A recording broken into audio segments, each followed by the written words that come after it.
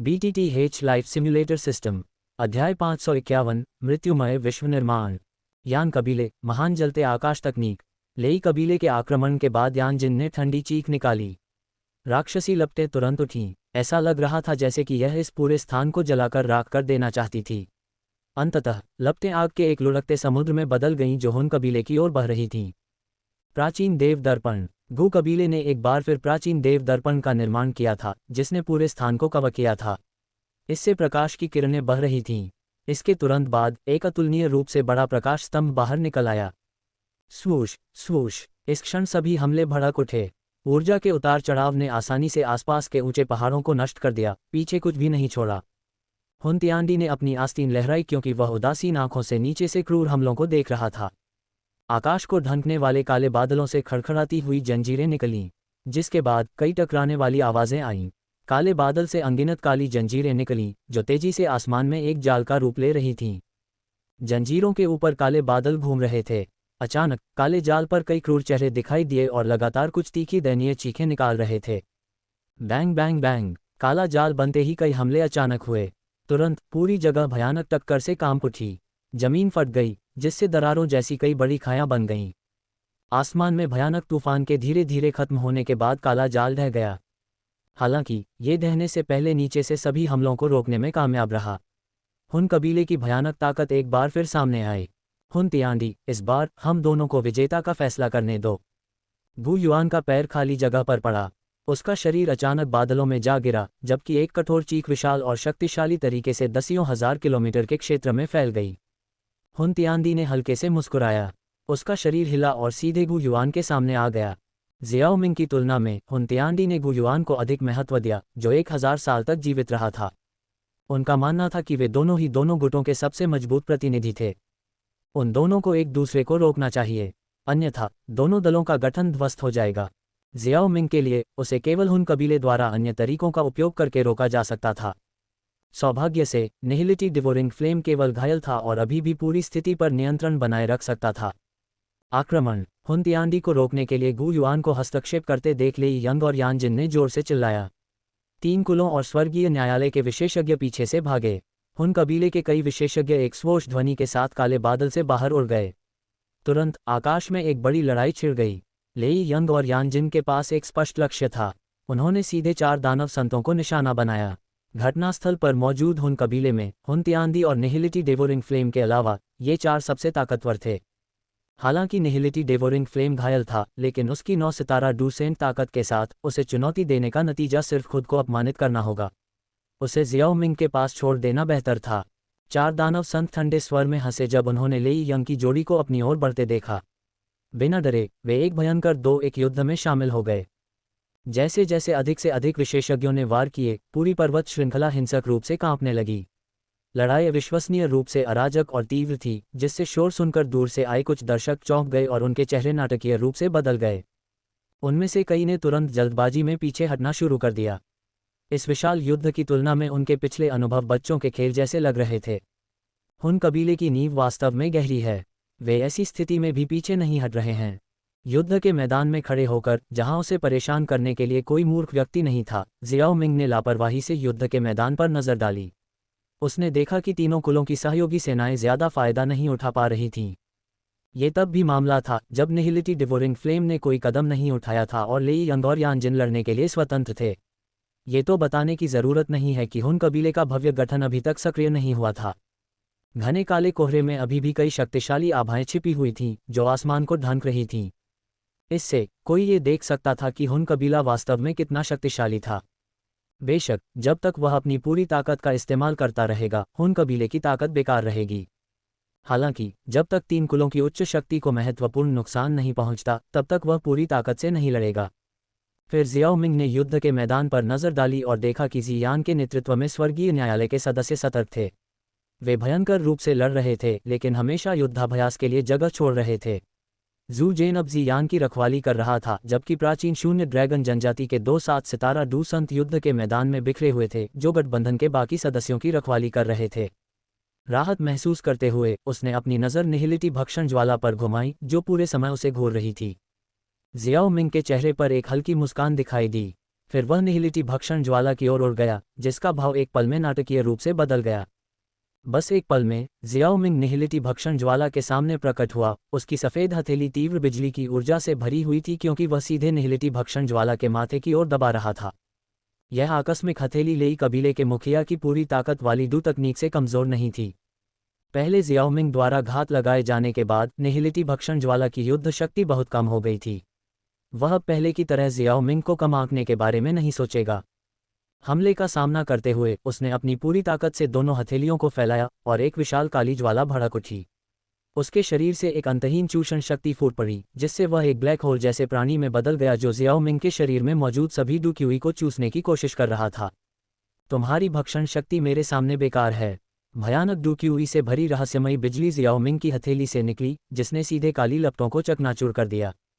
फिर उसने अपनी हथेली को एक बार फिर से निहिलिटी डिवोरिंग फ्लेम पर दबाया।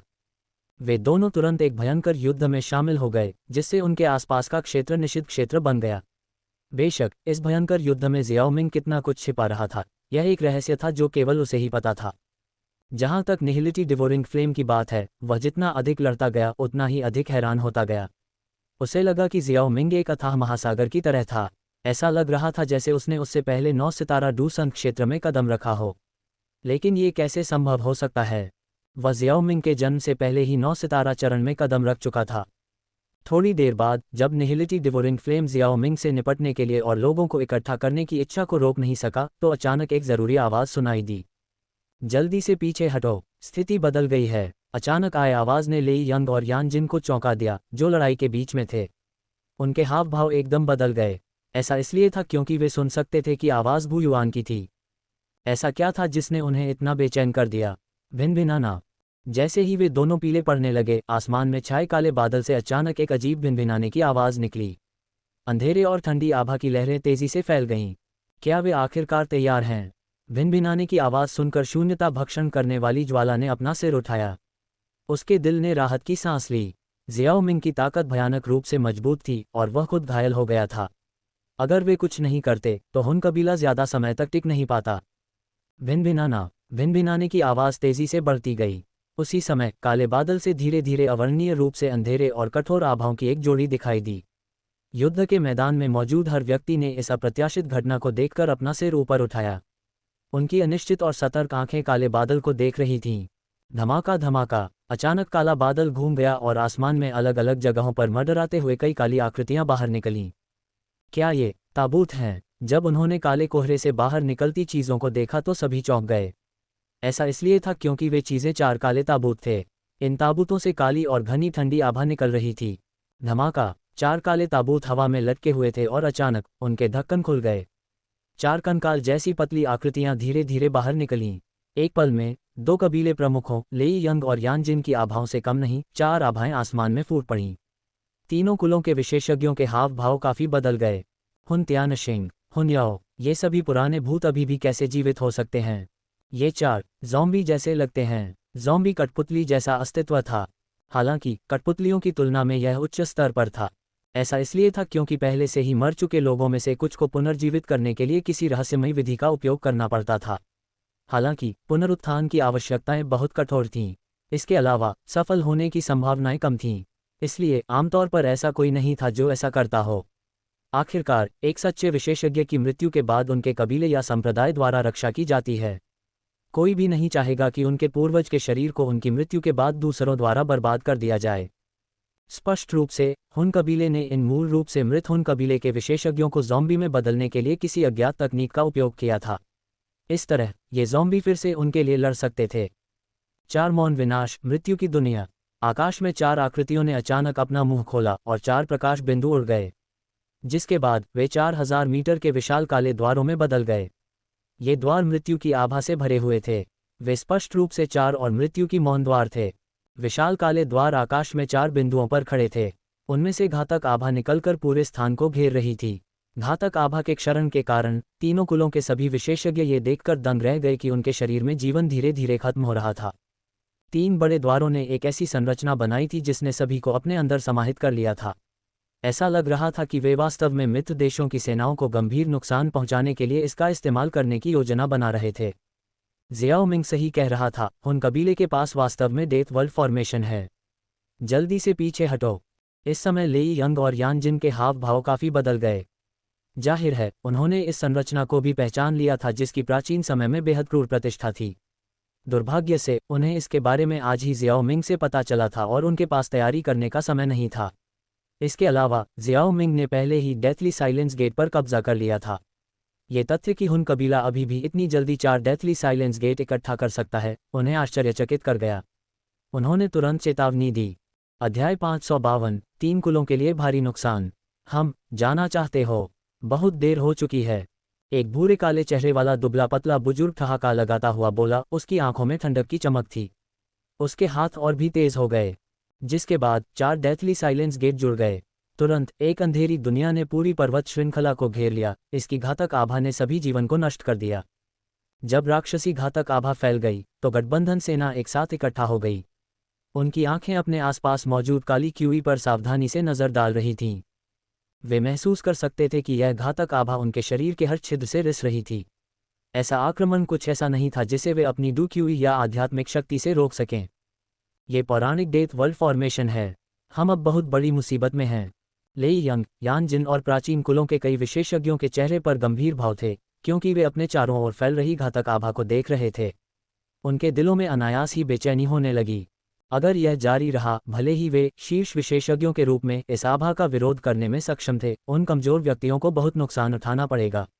इतना भारी नुकसान कुछ ऐसा था जिसे वे बर्दाश्त कर सकते थे।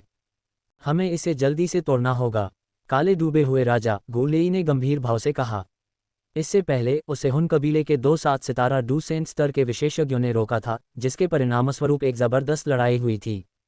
उन 4 हुन कबीले के शक्तिशाली लोगों के बारे में जिनकी ताकत उसके बराबर थी, गु लेई ने उनके बारे में पहले कभी नहीं सुना था। स्पष्ट रूप से हुन कबीले ने इन सभी वर्षों में अपनी ताकत छिपाई थी। ऐसी ताकत गु कबीले की तुलना में कहीं अधिक थी। अगर यान कबीले, लेई कबीले और स्वर्गीय न्यायालय के साथ गठबंधन नहीं होता तो गु कबीले की ताकत पर निर्भर रहना हुन कबीले के लिए कोई मुकाबला नहीं होता। यह मुश्किल है। इस जगह पर पहले से ही एक मृत्यु क्षेत्र स्थापित हो चुका है और ये घातक आभा किसी भी आध्यात्मिक जांच को अलग कर सकती है।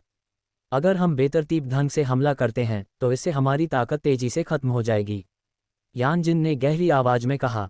हालांकि अगर हम यहाँ रहना जारी रखते हैं तो हम भी शायद मर जाएंगे। गु कबीले के 3 अमर लोगों में से गु दाओ ने कड़वी मुस्कान के साथ कहा। अब ऐसा लग रहा था कि वे दुविधा में थे। कबीले के मुखिया गु युआन को शायद हुन तियानदी ने रोक रखा है। उसके लिए हस्तक्षेप करना बेहद मुश्किल होगा। यान कबीले की परी हो लिंग के आकर्षक चेहरे पर बेहद गंभीर भाव थे। उसकी आभा भी थोड़ी सुस्त थी, जो पहले की महान लड़ाई के दौरान स्पष्ट रूप से घायल हो गई थी।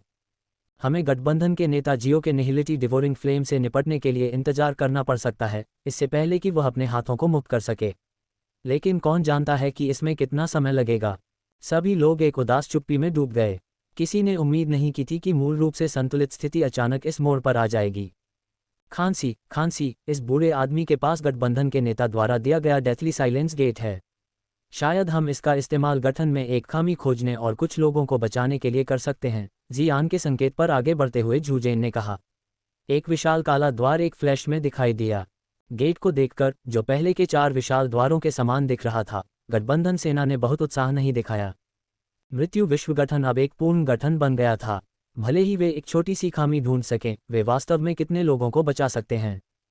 उन्हें डर था कि लोगों का केवल एक छोटा सा हिस्सा ही बचाया जा सकता है, जैसा कि जूजेन ने कहा था।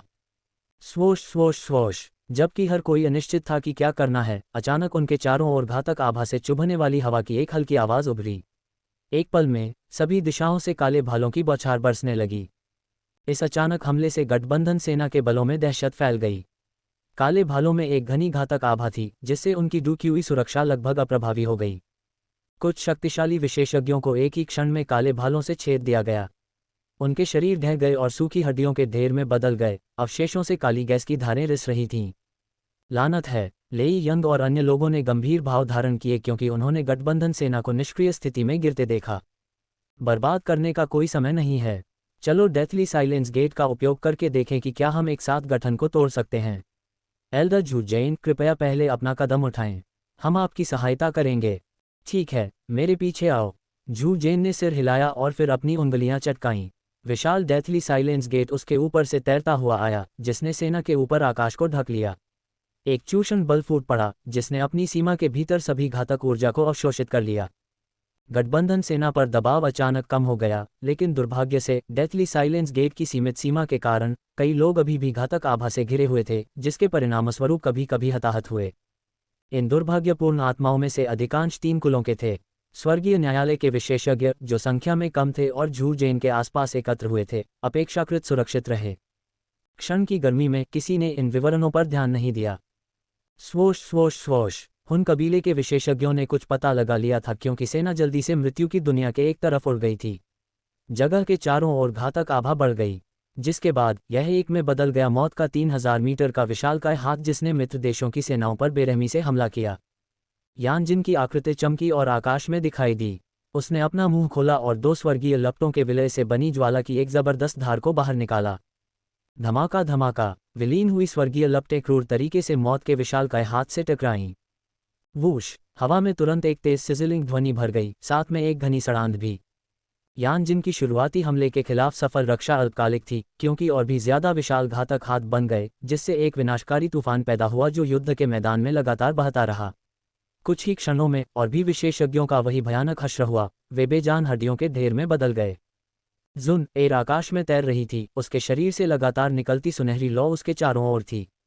वह बिना किसी हिचकिचाहट के गो कबीले की बाकी सेना के साथ प्राचीन युद्ध के मैदान में चली गई थी। लेकिन अब वह इस दुर्स्वप्नपूर्ण हमले के सामने असहाय थी और केवल मुट्ठी बंद करके विनाशकारी घटनाओं को देख सकती थी। विशाल हाथ गठबंधन सेना पर कहर बरपा रहे थे। लेई यंग और अन्य शीर्ष विशेषज्ञ मौत के स्थान को तोड़ने की पूरी कोशिश कर रहे थे, और यानजिन आकाश से उतरते हुए असंख्य काले हाथों को रोकने में असमर्थ थे। परिणामस्वरूप ब्लैक सबमर्ज्ड आर्मी को दुखद नुकसान उठाना पड़ा। कई लोग गिर गए और सूखी हड्डियों से ज्यादा कुछ नहीं रह गए। जुन एर का अब तक का प्रतिरोध उसके शरीर के भीतर स्वर्गीय ज्वाला को जलाने वाले स्वर्ण सम्राट की बदौलत था। इसे एक कारण से स्वर्गीय ज्वाला रैंकिंग में 4था स्थान दिया गया था।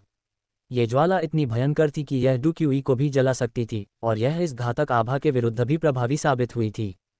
हालांकि स्वर्ण सम्राट भस्म करने वाली स्वर्गीय ज्वाला की सुरक्षा के बावजूद वह अभी भी पसीने से भीगी हुई थी।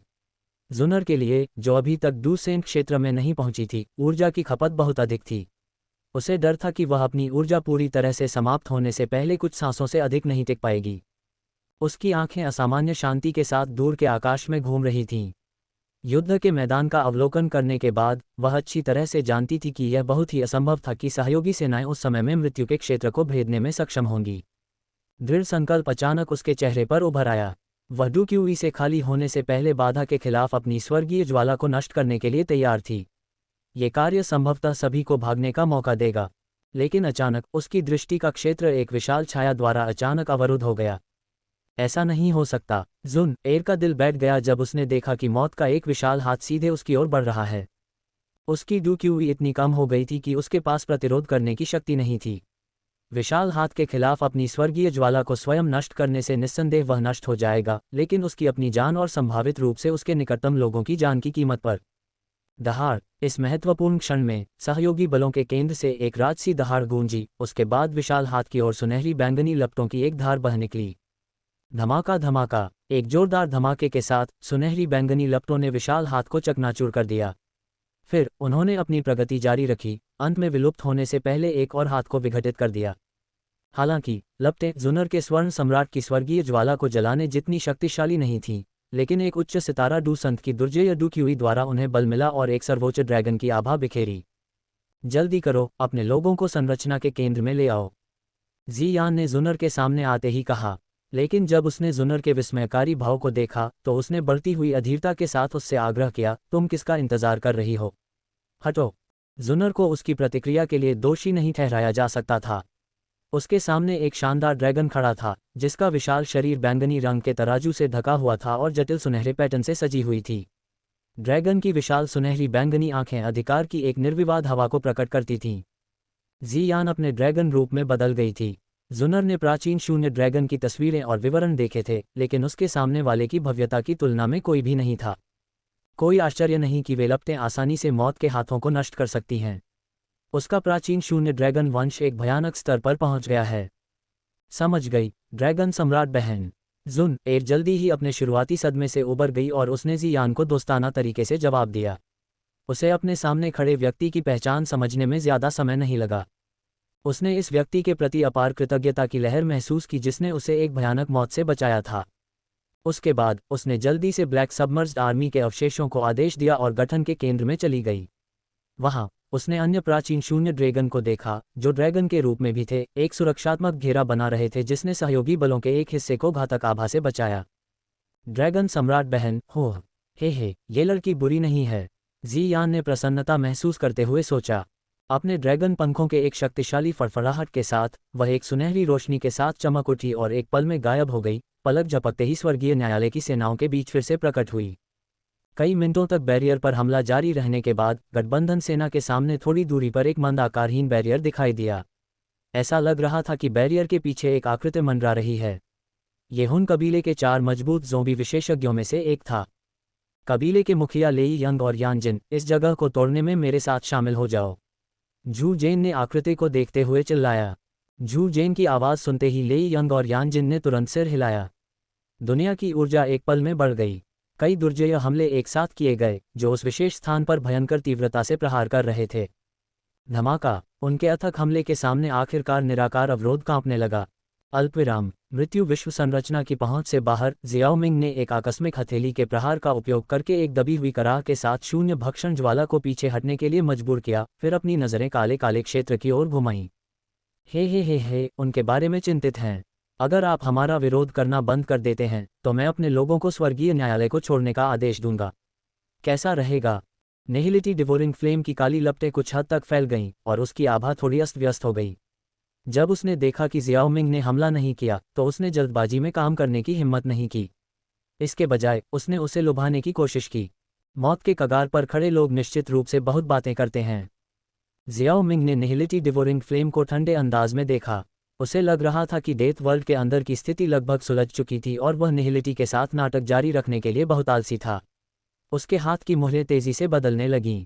शांत दुनिया, भयानक आत्मा शक्ति उसकी भौहों के बीच जुट गई और फिर उसके चारों ओर लहरों की तरह फैल गई। जैसे जैसे आत्मा में उतार चढ़ाव फैलता गया, निहिलिटी डिवोरिंग फ्लेम को एक पल के लिए चक्कर आने लगा। उसके बाद एक अनूठा खिंचाव हुआ।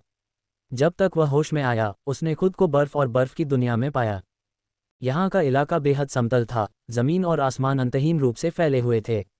प्रचंड तूफान और बहती बर्फ के बीच आवाज़ की एक भयानक अनुपस्थिति थी जिससे यह विचित्र रूप से शांत हो गया था। ये कौन सी जगह है?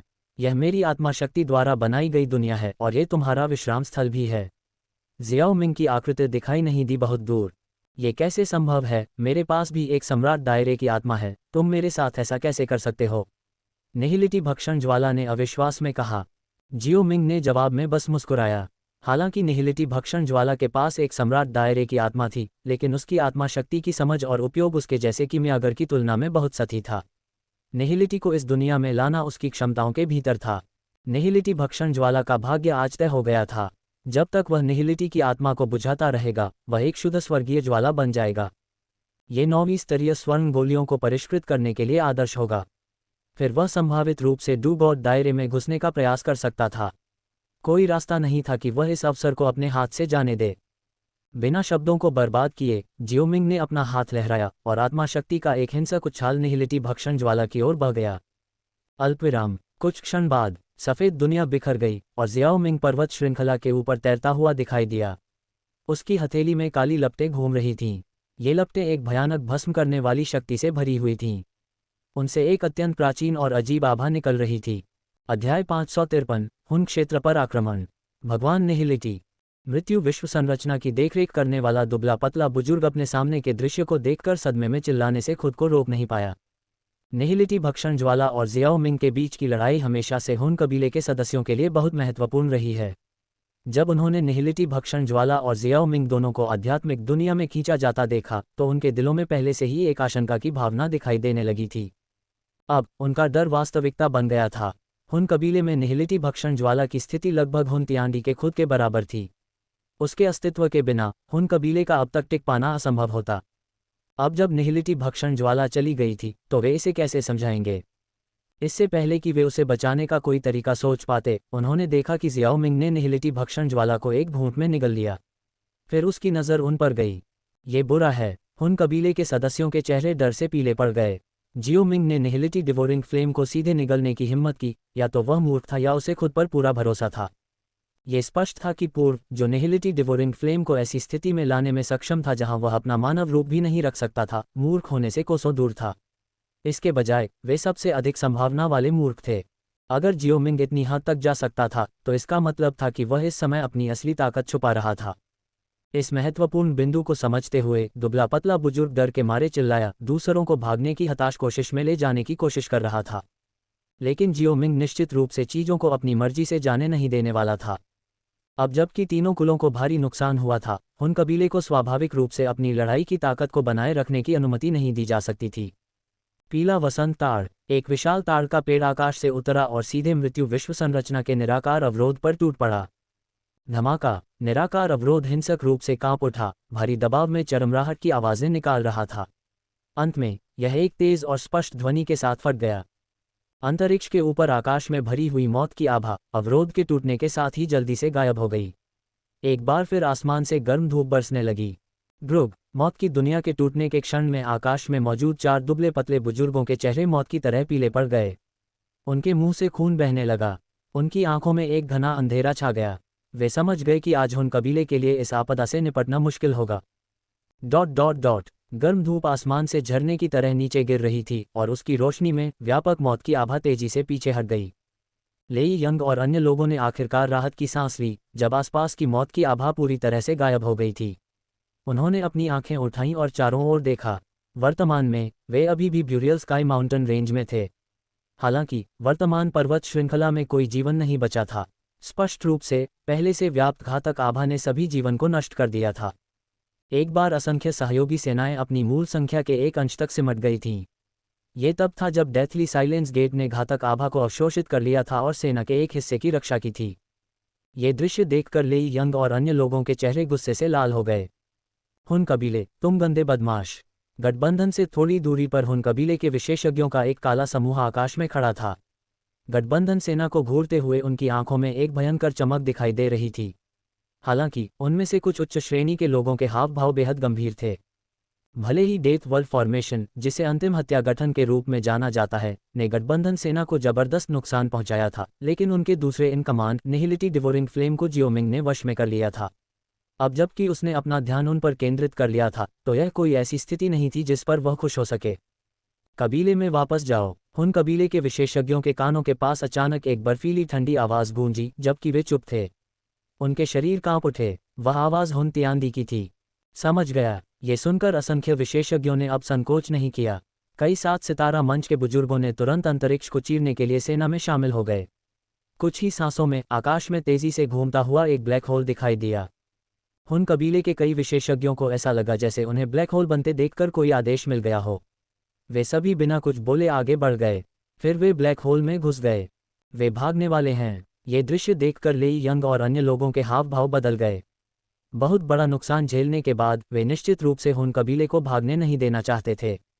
शेष विशेषज्ञ तेजी से हवा में उठे। शक्तिशाली डुक्यूई ने बिना किसी आदेश के एक के बाद एक गोली चलाई। अंत में वे सभी दिशाओं से ब्लैक होल की ओर टूट पड़े। हन्फ, हुन युवानिटियन और हुन कबीले के अन्य ज़ोंबी बुजुर्गों ने गठबंधन सेना के विशेषज्ञों के अचानक भयंकर हमले पर ठंडी सांस ली। उनकी बढ़ती हुई डुक्यूई ज्वालामुखी की तरह फट गई, कई हमलों से टकरा गई और उन्हें पूरी तरह से बेअसर कर दिया। आखिरकार तीनों कबीले बहुत कमजोर हो गए थे और अब हुन कबीले के खिलाफ कोई महत्वपूर्ण अंतर नहीं कर पा रहे थे। तुम छोड़ना चाहते हो? यह इतना आसान नहीं होगा। जियाओ मिंग ने ठंडी हंसी हंसी, क्योंकि उसके हाथों से बनी मुहरें बदल गईं। 3000 मीटर लंबा शरीर धीरे धीरे दिखाई दिया। सम्राट दायरे की आत्मा द्वारा छोड़े गए पीले वसंत के दिव्य क्रोध ने उन विशेषज्ञों के खिलाफ एक बहुत ही दमनकारी हमला किया जिनकी आध्यात्मिक शक्ति उससे कम थी। किसी की आत्मा को जो नुकसान हुआ वह कुछ समय के लिए आराम करने से ठीक नहीं हो सकता था। जिस क्षण आकृति प्रकट हुई, एक धरती को हिला देने वाला आध्यात्मिक हमला बहुत तेज गति से हुआ। यहाँ तक कि 4-8 सितारा डू संतों और कई उच्च सितारा डू संतों द्वारा बनाई गई ढालें भी इस आध्यात्मिक हमले से हिंसक रूप से चकनाचूर हो गईं। शॉक वेव ने ब्लैक होल को इतनी हिंसक रूप से मारा कि सैकड़ों हुन कबीले के विशेषज्ञ खून की धुंध में फट गए और ब्लैक होल में बिखर गए। इस आध्यात्मिक हमले के तहत ब्लैक होल भी हिंसक रूप से हिलने लगा। उसी समय एक गहरी कराह सुनाई दी। ये स्पष्ट था कि स्थानिक चैनल बनाने वाले विशेषज्ञ भी पहले से ही कमज़ोर हमले का सामना करने के लिए संघर्ष कर रहे थे। जियाओ मिंग ने हमला करने के बाद नहीं रोका। उसके हाथ की एक लहर से आकाश में अनगिनत चमकदार लपटें दिखाई दीं। वे प्रकाश की किरणों में परिवर्तित हो गईं जो क्षेत्र को पार करती हुई ब्लैक होल की ओर हिंसक रूप से चली गईं। अब एक साथ हमला करो। हुन कबीले स्वाभाविक रूप से पीछे बैठकर मौत का इंतजार नहीं करेंगे। प्रत्येक सदस्य जो अभी तक स्थानिक मार्ग में प्रवेश नहीं कर पाया था, उसने एक साथ अपने सबसे शक्तिशाली हमले शुरू किए। आसमान युद्ध के मैदान में बदल गया, जहां हुन कबीले के एकजुट हमले ने जियाओ मिंग के दुर्जय आक्रमण का क्रूरतापूर्वक सामना किया। भयावह ऊर्जा की एक विशाल लहर तेजी से पूरे आसमान में फैल गई। पूरी पर्वत श्रृंखला सदमे की लहरों से दो भागों में विभाजित हो गई। पर्वत श्रृंखला से क्षितिज तक 30,000 मीटर गहरी खाई फैली हुई थी। दूर से देखने वालों के दिल डर से कांप रहे थे। कुछ कमज़ोर व्यक्ति हमले की भयावहता से अभिभूत होकर ज़मीन पर गिर पड़े। ये पहली बार था जब उन्होंने इतनी ताकत का हमला देखा था। जियाओ मिंग को भी अपनी पूरी ताकत का इस्तेमाल किए बिना इतने कम समय में सभी हुन कबीले के विशेषज्ञों के सामूहिक हमले को हल करना मुश्किल लगा। हालांकि जीत का तराजू उसके पक्ष में झुका हुआ था, क्योंकि गठबंधन सेना भी हमले में शामिल होने लगी थी। लानत है, जैसे ही हुन युवानिटियन और अन्य लड़खड़ाने वाले थे, ची एक लंबी आकृति अचानक चमक उठी। उसके चेहरे पर गहरी और गंभीर अभिव्यक्ति थी, क्योंकि उसके हाथ अचानक उसके सामने की जगह को चीर रहे थे।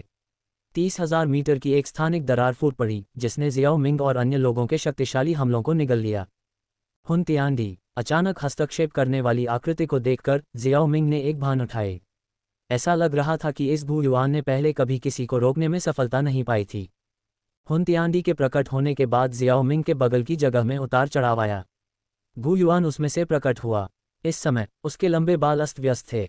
एक भयानक आभा जिसने सभी को भयभीत कर दिया चुपचाप फैल गई, जिससे आसपास की जगह टूटती और बनती रही। क्या शानदार! Jiao Ming. हुन तियांडी का एक बार शांत और संयमित चेहरा अब ठंडे और जानलेवा इरादे से भर गया था। वह स्पष्ट रूप से समझ गया था कि आज का परिणाम पूरी तरह से जियाओ मिंग के कारण था। उसने उम्मीद नहीं की थी कि निहिलिटी डिवोरिंग फ्लेम इतनी आसानी से पराजित हो जाएगी। जब निहिलिटी 8 सितारा डूसंत था, तो वह भू युआन के चंगुल से बच निकलने में सफल रहा, लेकिन उस बदमाश जियाओ मिंग के हाथों में वह कुछ ही समय में निपट गया। अब उसके पास अपनी आखिरी चाल चलने के अलावा कोई विकल्प नहीं बचा था।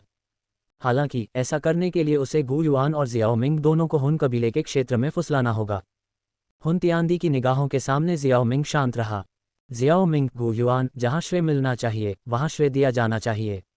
इस बार तुम बहुत शक्तिशाली साबित हुए हो। हालांकि अब जब मैंने सभी प्राचीन जैद एकत्र कर लिए हैं, एक बार जब मैं डू भगवान के दायरे में प्रवेश करूंगा, तो वह क्षण होगा जब 3 कुलों और स्वर्गीय न्यायालय को डूक्युई महाद्वीप से मिटा दिया जाएगा। हुन तियांडी ने जियाओ मिंग और फिर भू युआन को देखा। उसके चेहरे पर एक भयावह और ठंडी मुस्कान थी। उसका शरीर धीरे धीरे पीछे हटा और आखिरकार ब्लैक होल में चला गया। ब्लैक होल चमक उठा और फिर जल्दी ही गायब हो गया। ब्लैक होल गायब हो गया।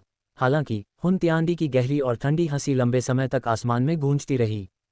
इतना बड़ा नुकसान झेलने के बाद लेई यंग और अन्य लोग हुन तियांडी के अहंकार को बर्दाश्त नहीं कर सकते थे। अलायंस लीडर जियाओ के हाथों निहिलिटी डिवोरिंग फ्लेम के चले जाने के बाद मैं कहता हूं कि हम लड़ाई को हुन दायरे में ले जाएं। सहमत? चलो हुन दायरे पर आक्रमण करते हैं। कबीले के नेता गो और गठबंधन के नेता जियाओ के साथ तराजू हमारे पक्ष में झुक गया है। अध्याय 554 महासंहार। हुन क्षेत्र पर आक्रमण। गठबंधन नेता जियाओ, आपके क्या विचार हैं? भू युआन, जिसके बाल अस्त व्यस्त थे, ने अपनी आभा को दबा लिया। उसके चेहरे पर भाव अत्यंत गंभीर थे। कुछ देर सोचने के बाद वह जियाओ मिंग की ओर मुड़ा। मुझे कोई आपत्ति नहीं है, लेकिन गठबंधन सेना को भारी नुकसान हुआ है। क्या हमारे पास अभी भी हुन क्षेत्र पर हमला करने की ताकत है? जियाओ मिंग ने गठबंधन सेना की ओर देखा। हुन कबीले द्वारा स्थापित मृत्यु विश्व संरचना ने तीनों कुलों को बुरी तरह से अपंग कर दिया था। उन्हें अपने नुकसान से उबरने में सैकड़ों या हजारों साल लग जाएंगे। इसके विपरीत स्वर्गीय न्यायालय अपेक्षाकृत सुरक्षित रूप से उभरा था, जिसका श्रेय मुख्य रूप से जू जेन और जी यान द्वारा उठाए गए सुरक्षात्मक उपायों को जाता है। उसका उद्देश्य काफ़ी हद तक हासिल हो चुका था, इसलिए उसे हुन कबीले को खत्म करने के अवसर को अस्वीकार करने का कोई कारण नहीं दिखाई दिया। अच्छा, भू युआन ने 3 कुलों के सदस्यों का सर्वेक्षण करते हुए संकोच किया। उसके दिल पर एक भारी बोझ था। 3 कुलों में गो कबीले की सेना सबसे पहले जुटी थी और इस प्रकार जूजेन के डेथली साइलेंस गेट की सुरक्षा से सबसे दूर थी। नतीजतन कई डूसंत या तो मारे गए या गंभीर रूप से घायल हो गए। अब उसके लिए सांत्वना का एकमात्र स्रोत उसकी प्यारी बेटी को स्वर्गीय न्यायालय की सेनाओं के बीच सुरक्षित और स्वस्थ देखना था। ऐसा लग रहा था कि अगर जियाओमिंग के लोगों के हस्तक्षेप के लिए नहीं तो उसके दिल को इस बार असहनीय पीड़ा सहनी पड़ती। हालांकि गठबंधन की सेना की वर्तमान स्थिति को देखते हुए हुन दायरे पर आक्रमण करने का प्रयास करने से संभवतः कुछ बचे हुए लोगों का सफाया हो जाएगा। लंबे समय से वे मानते थे कि गो कबीले की ताकत हुन कबीले को हराने के लिए पर्याप्त नहीं है, कम से कम उनकी ताकत के बराबर होनी चाहिए। लेकिन आज की क्रूर वास्तविकता ने उन्हें दिखा दिया था कि गो कबीले का हुन कबीले से कोई मुकाबला नहीं था। उस समय जियो कबीले की हार के बाद इस महाद्वीप पर कोई दूसरा गुट नहीं बचा था जो हुन कबीले का विरोध कर सके। गु युआन ने मन ही मन आह भरी। उसे अपने दिल में कुछ पछतावा भी हुआ। शायद उन्हें अतीत में किनारे पर नहीं रहना चाहिए था। अगर जियाओ कबीला अभी भी मौजूद होता तो हुन कबीला निश्चित रूप से इस युद्ध को शुरू करने की हिम्मत नहीं करता, चाहे वे कितने भी साहसी क्यों न हों। मेरी राय में ये सबसे अच्छा होगा कि हम में से केवल कुछ लोग ही 8 सितारा चरण या उससे ऊपर की ताकत के साथ हुन क्षेत्र पर आक्रमण करें। हमारे साथ 2 9 सितारा विशेषज्ञों की संयुक्त शक्ति हुन क्षेत्र को उलट पुलट करने के लिए पर्याप्त होनी चाहिए। लेई यंग दृढ़ संकल्प में अपने दांत पीसते हुए पीछे हटने को तैयार नहीं था। अगर वह खुद जीवित नहीं होता तो हुन कबीला लेई कबीले को अतीत के लिंग कबीले की तुलना में और भी अधिक निराशाजनक स्थिति में कमजोर कर सकता था। इस बिंदु पर पीछे हटना उसके लिए अस्वीकार्य था। सहमत, चलो इस योजना के साथ आगे बढ़ते हैं। यान जिन ने भी निर्णायक रूप से सिर हिलाया। अगर हुन कबीले ने हवेली को सफलतापूर्वक खोल दिया और डू गॉड क्षेत्र में घुसने का रहस्य खोज लिया तो उनके पास वास्तव में स्थिति को बदलने का कोई मौका नहीं होगा। एक सच्चे डू भगवान की नज़र में तथाकथित गठबंधन बहते हुए खरपतवारों की तरह महत्वहीन होगा। सभी ने सहमति में सिर हिलाया। हुन दायरे में प्रवेश करना निस्संदेह बेहद खतरनाक होगा। यदि वे असफल हो गए तो उनका भाग्य लिंग कबीले और अन्य 2 कुलों से अलग नहीं होगा। हालांकि हुन कबीला हमेशा से एक धूर्त दुश्मन रहा है। अपने कबीले की वंशावली को बचाने के लिए कोई भी बलिदान बहुत बड़ा नहीं था। यह एक ऐसी लड़ाई थी जिसे उन्हें लड़ना ही था। इस बीच गठबंधन सेना को स्वर्गीय न्यायालय में तैनात रहना चाहिए।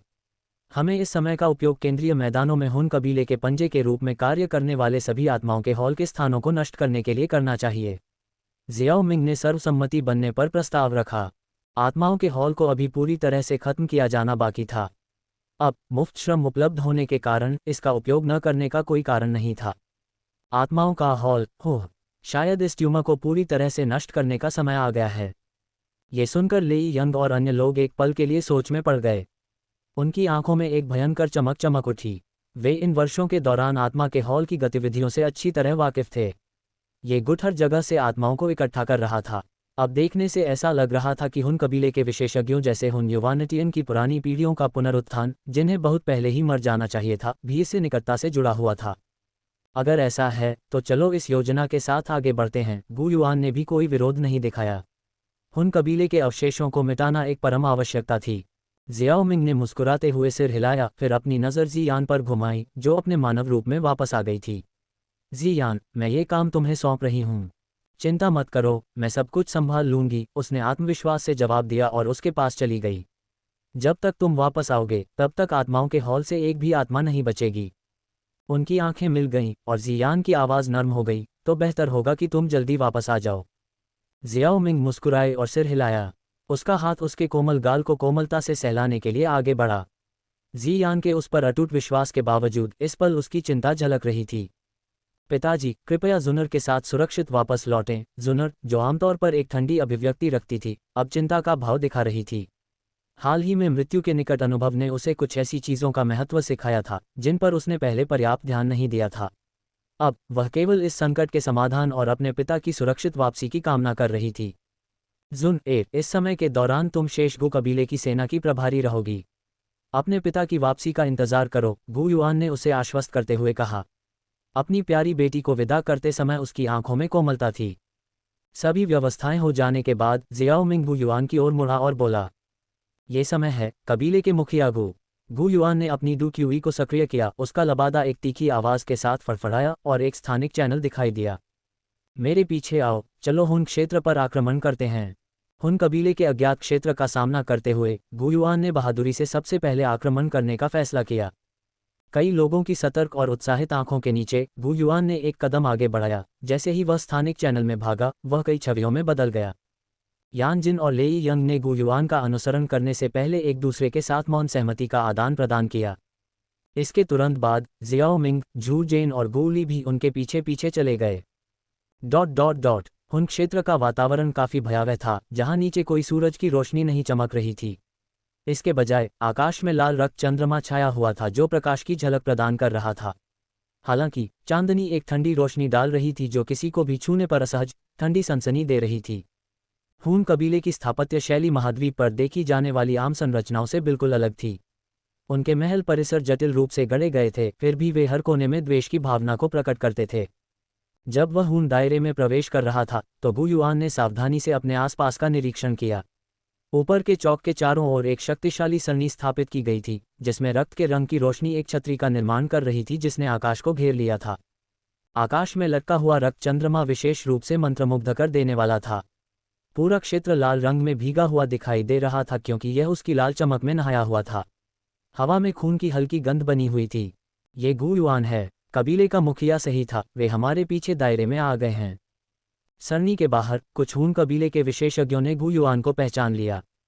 सरनी को सक्रिय करें और उसे मार डालें।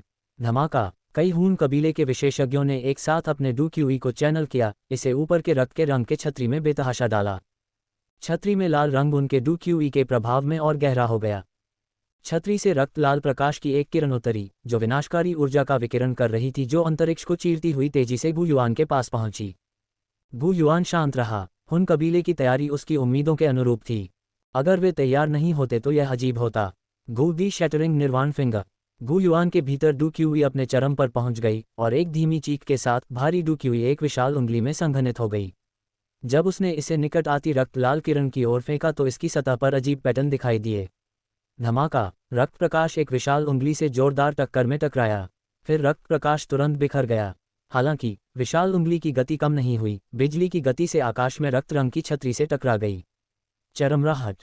प्रभाव के बाद प्रतीत होता है कि मजबूत रक्षा लगभग तुरंत रह गई, जैसे कि सूखी घास को कुचल दिया गया हो और सड़ी हुई लकड़ी को तोड़ दिया गया हो। सरनी के बाहर हुन कबीले के विशेषज्ञों ने सामूहिक रूप से खून थूका। जिस क्षण सरनी बिखर गई, गु युआन एक फ्लैश में प्रकट हुआ, उसकी भयानक आभा ज्वार की लहर की तरह फूट पड़ी। गठन का निर्माण करने वाले डू संत और डू वेनेरेट पहले से ही प्रतिक्रिया से लड़खड़ा रहे थे, तुरंत कीमा बनाया हुआ मांस में कुचल दिए गए। इस समय लेई यंग और अन्य भी हुन क्षेत्र में प्रवेश कर गए और गु युआन की शक्ति का प्रदर्शन देखा। उनके उत्साह को देखकर आग लग गई। अपने डू क्यूई को मुक्त करने के साथ वे सभी दिशाओं में फैल गए और विनाशकारी हमले शुरू कर दिए। डू क्यूई की अथक बमबारी के तहत इमारतें और पर्वत श्रृंखलाएं ढह गईं, खंडहर के अलावा कुछ भी नहीं रह गया।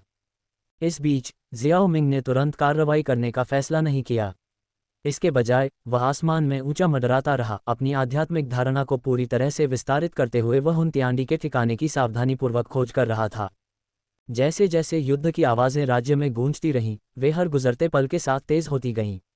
शुरू में खून की हल्की गंध बढ़ती गई क्योंकि चल रहे संघर्ष में और ज्यादा लोगों की जान चली गई।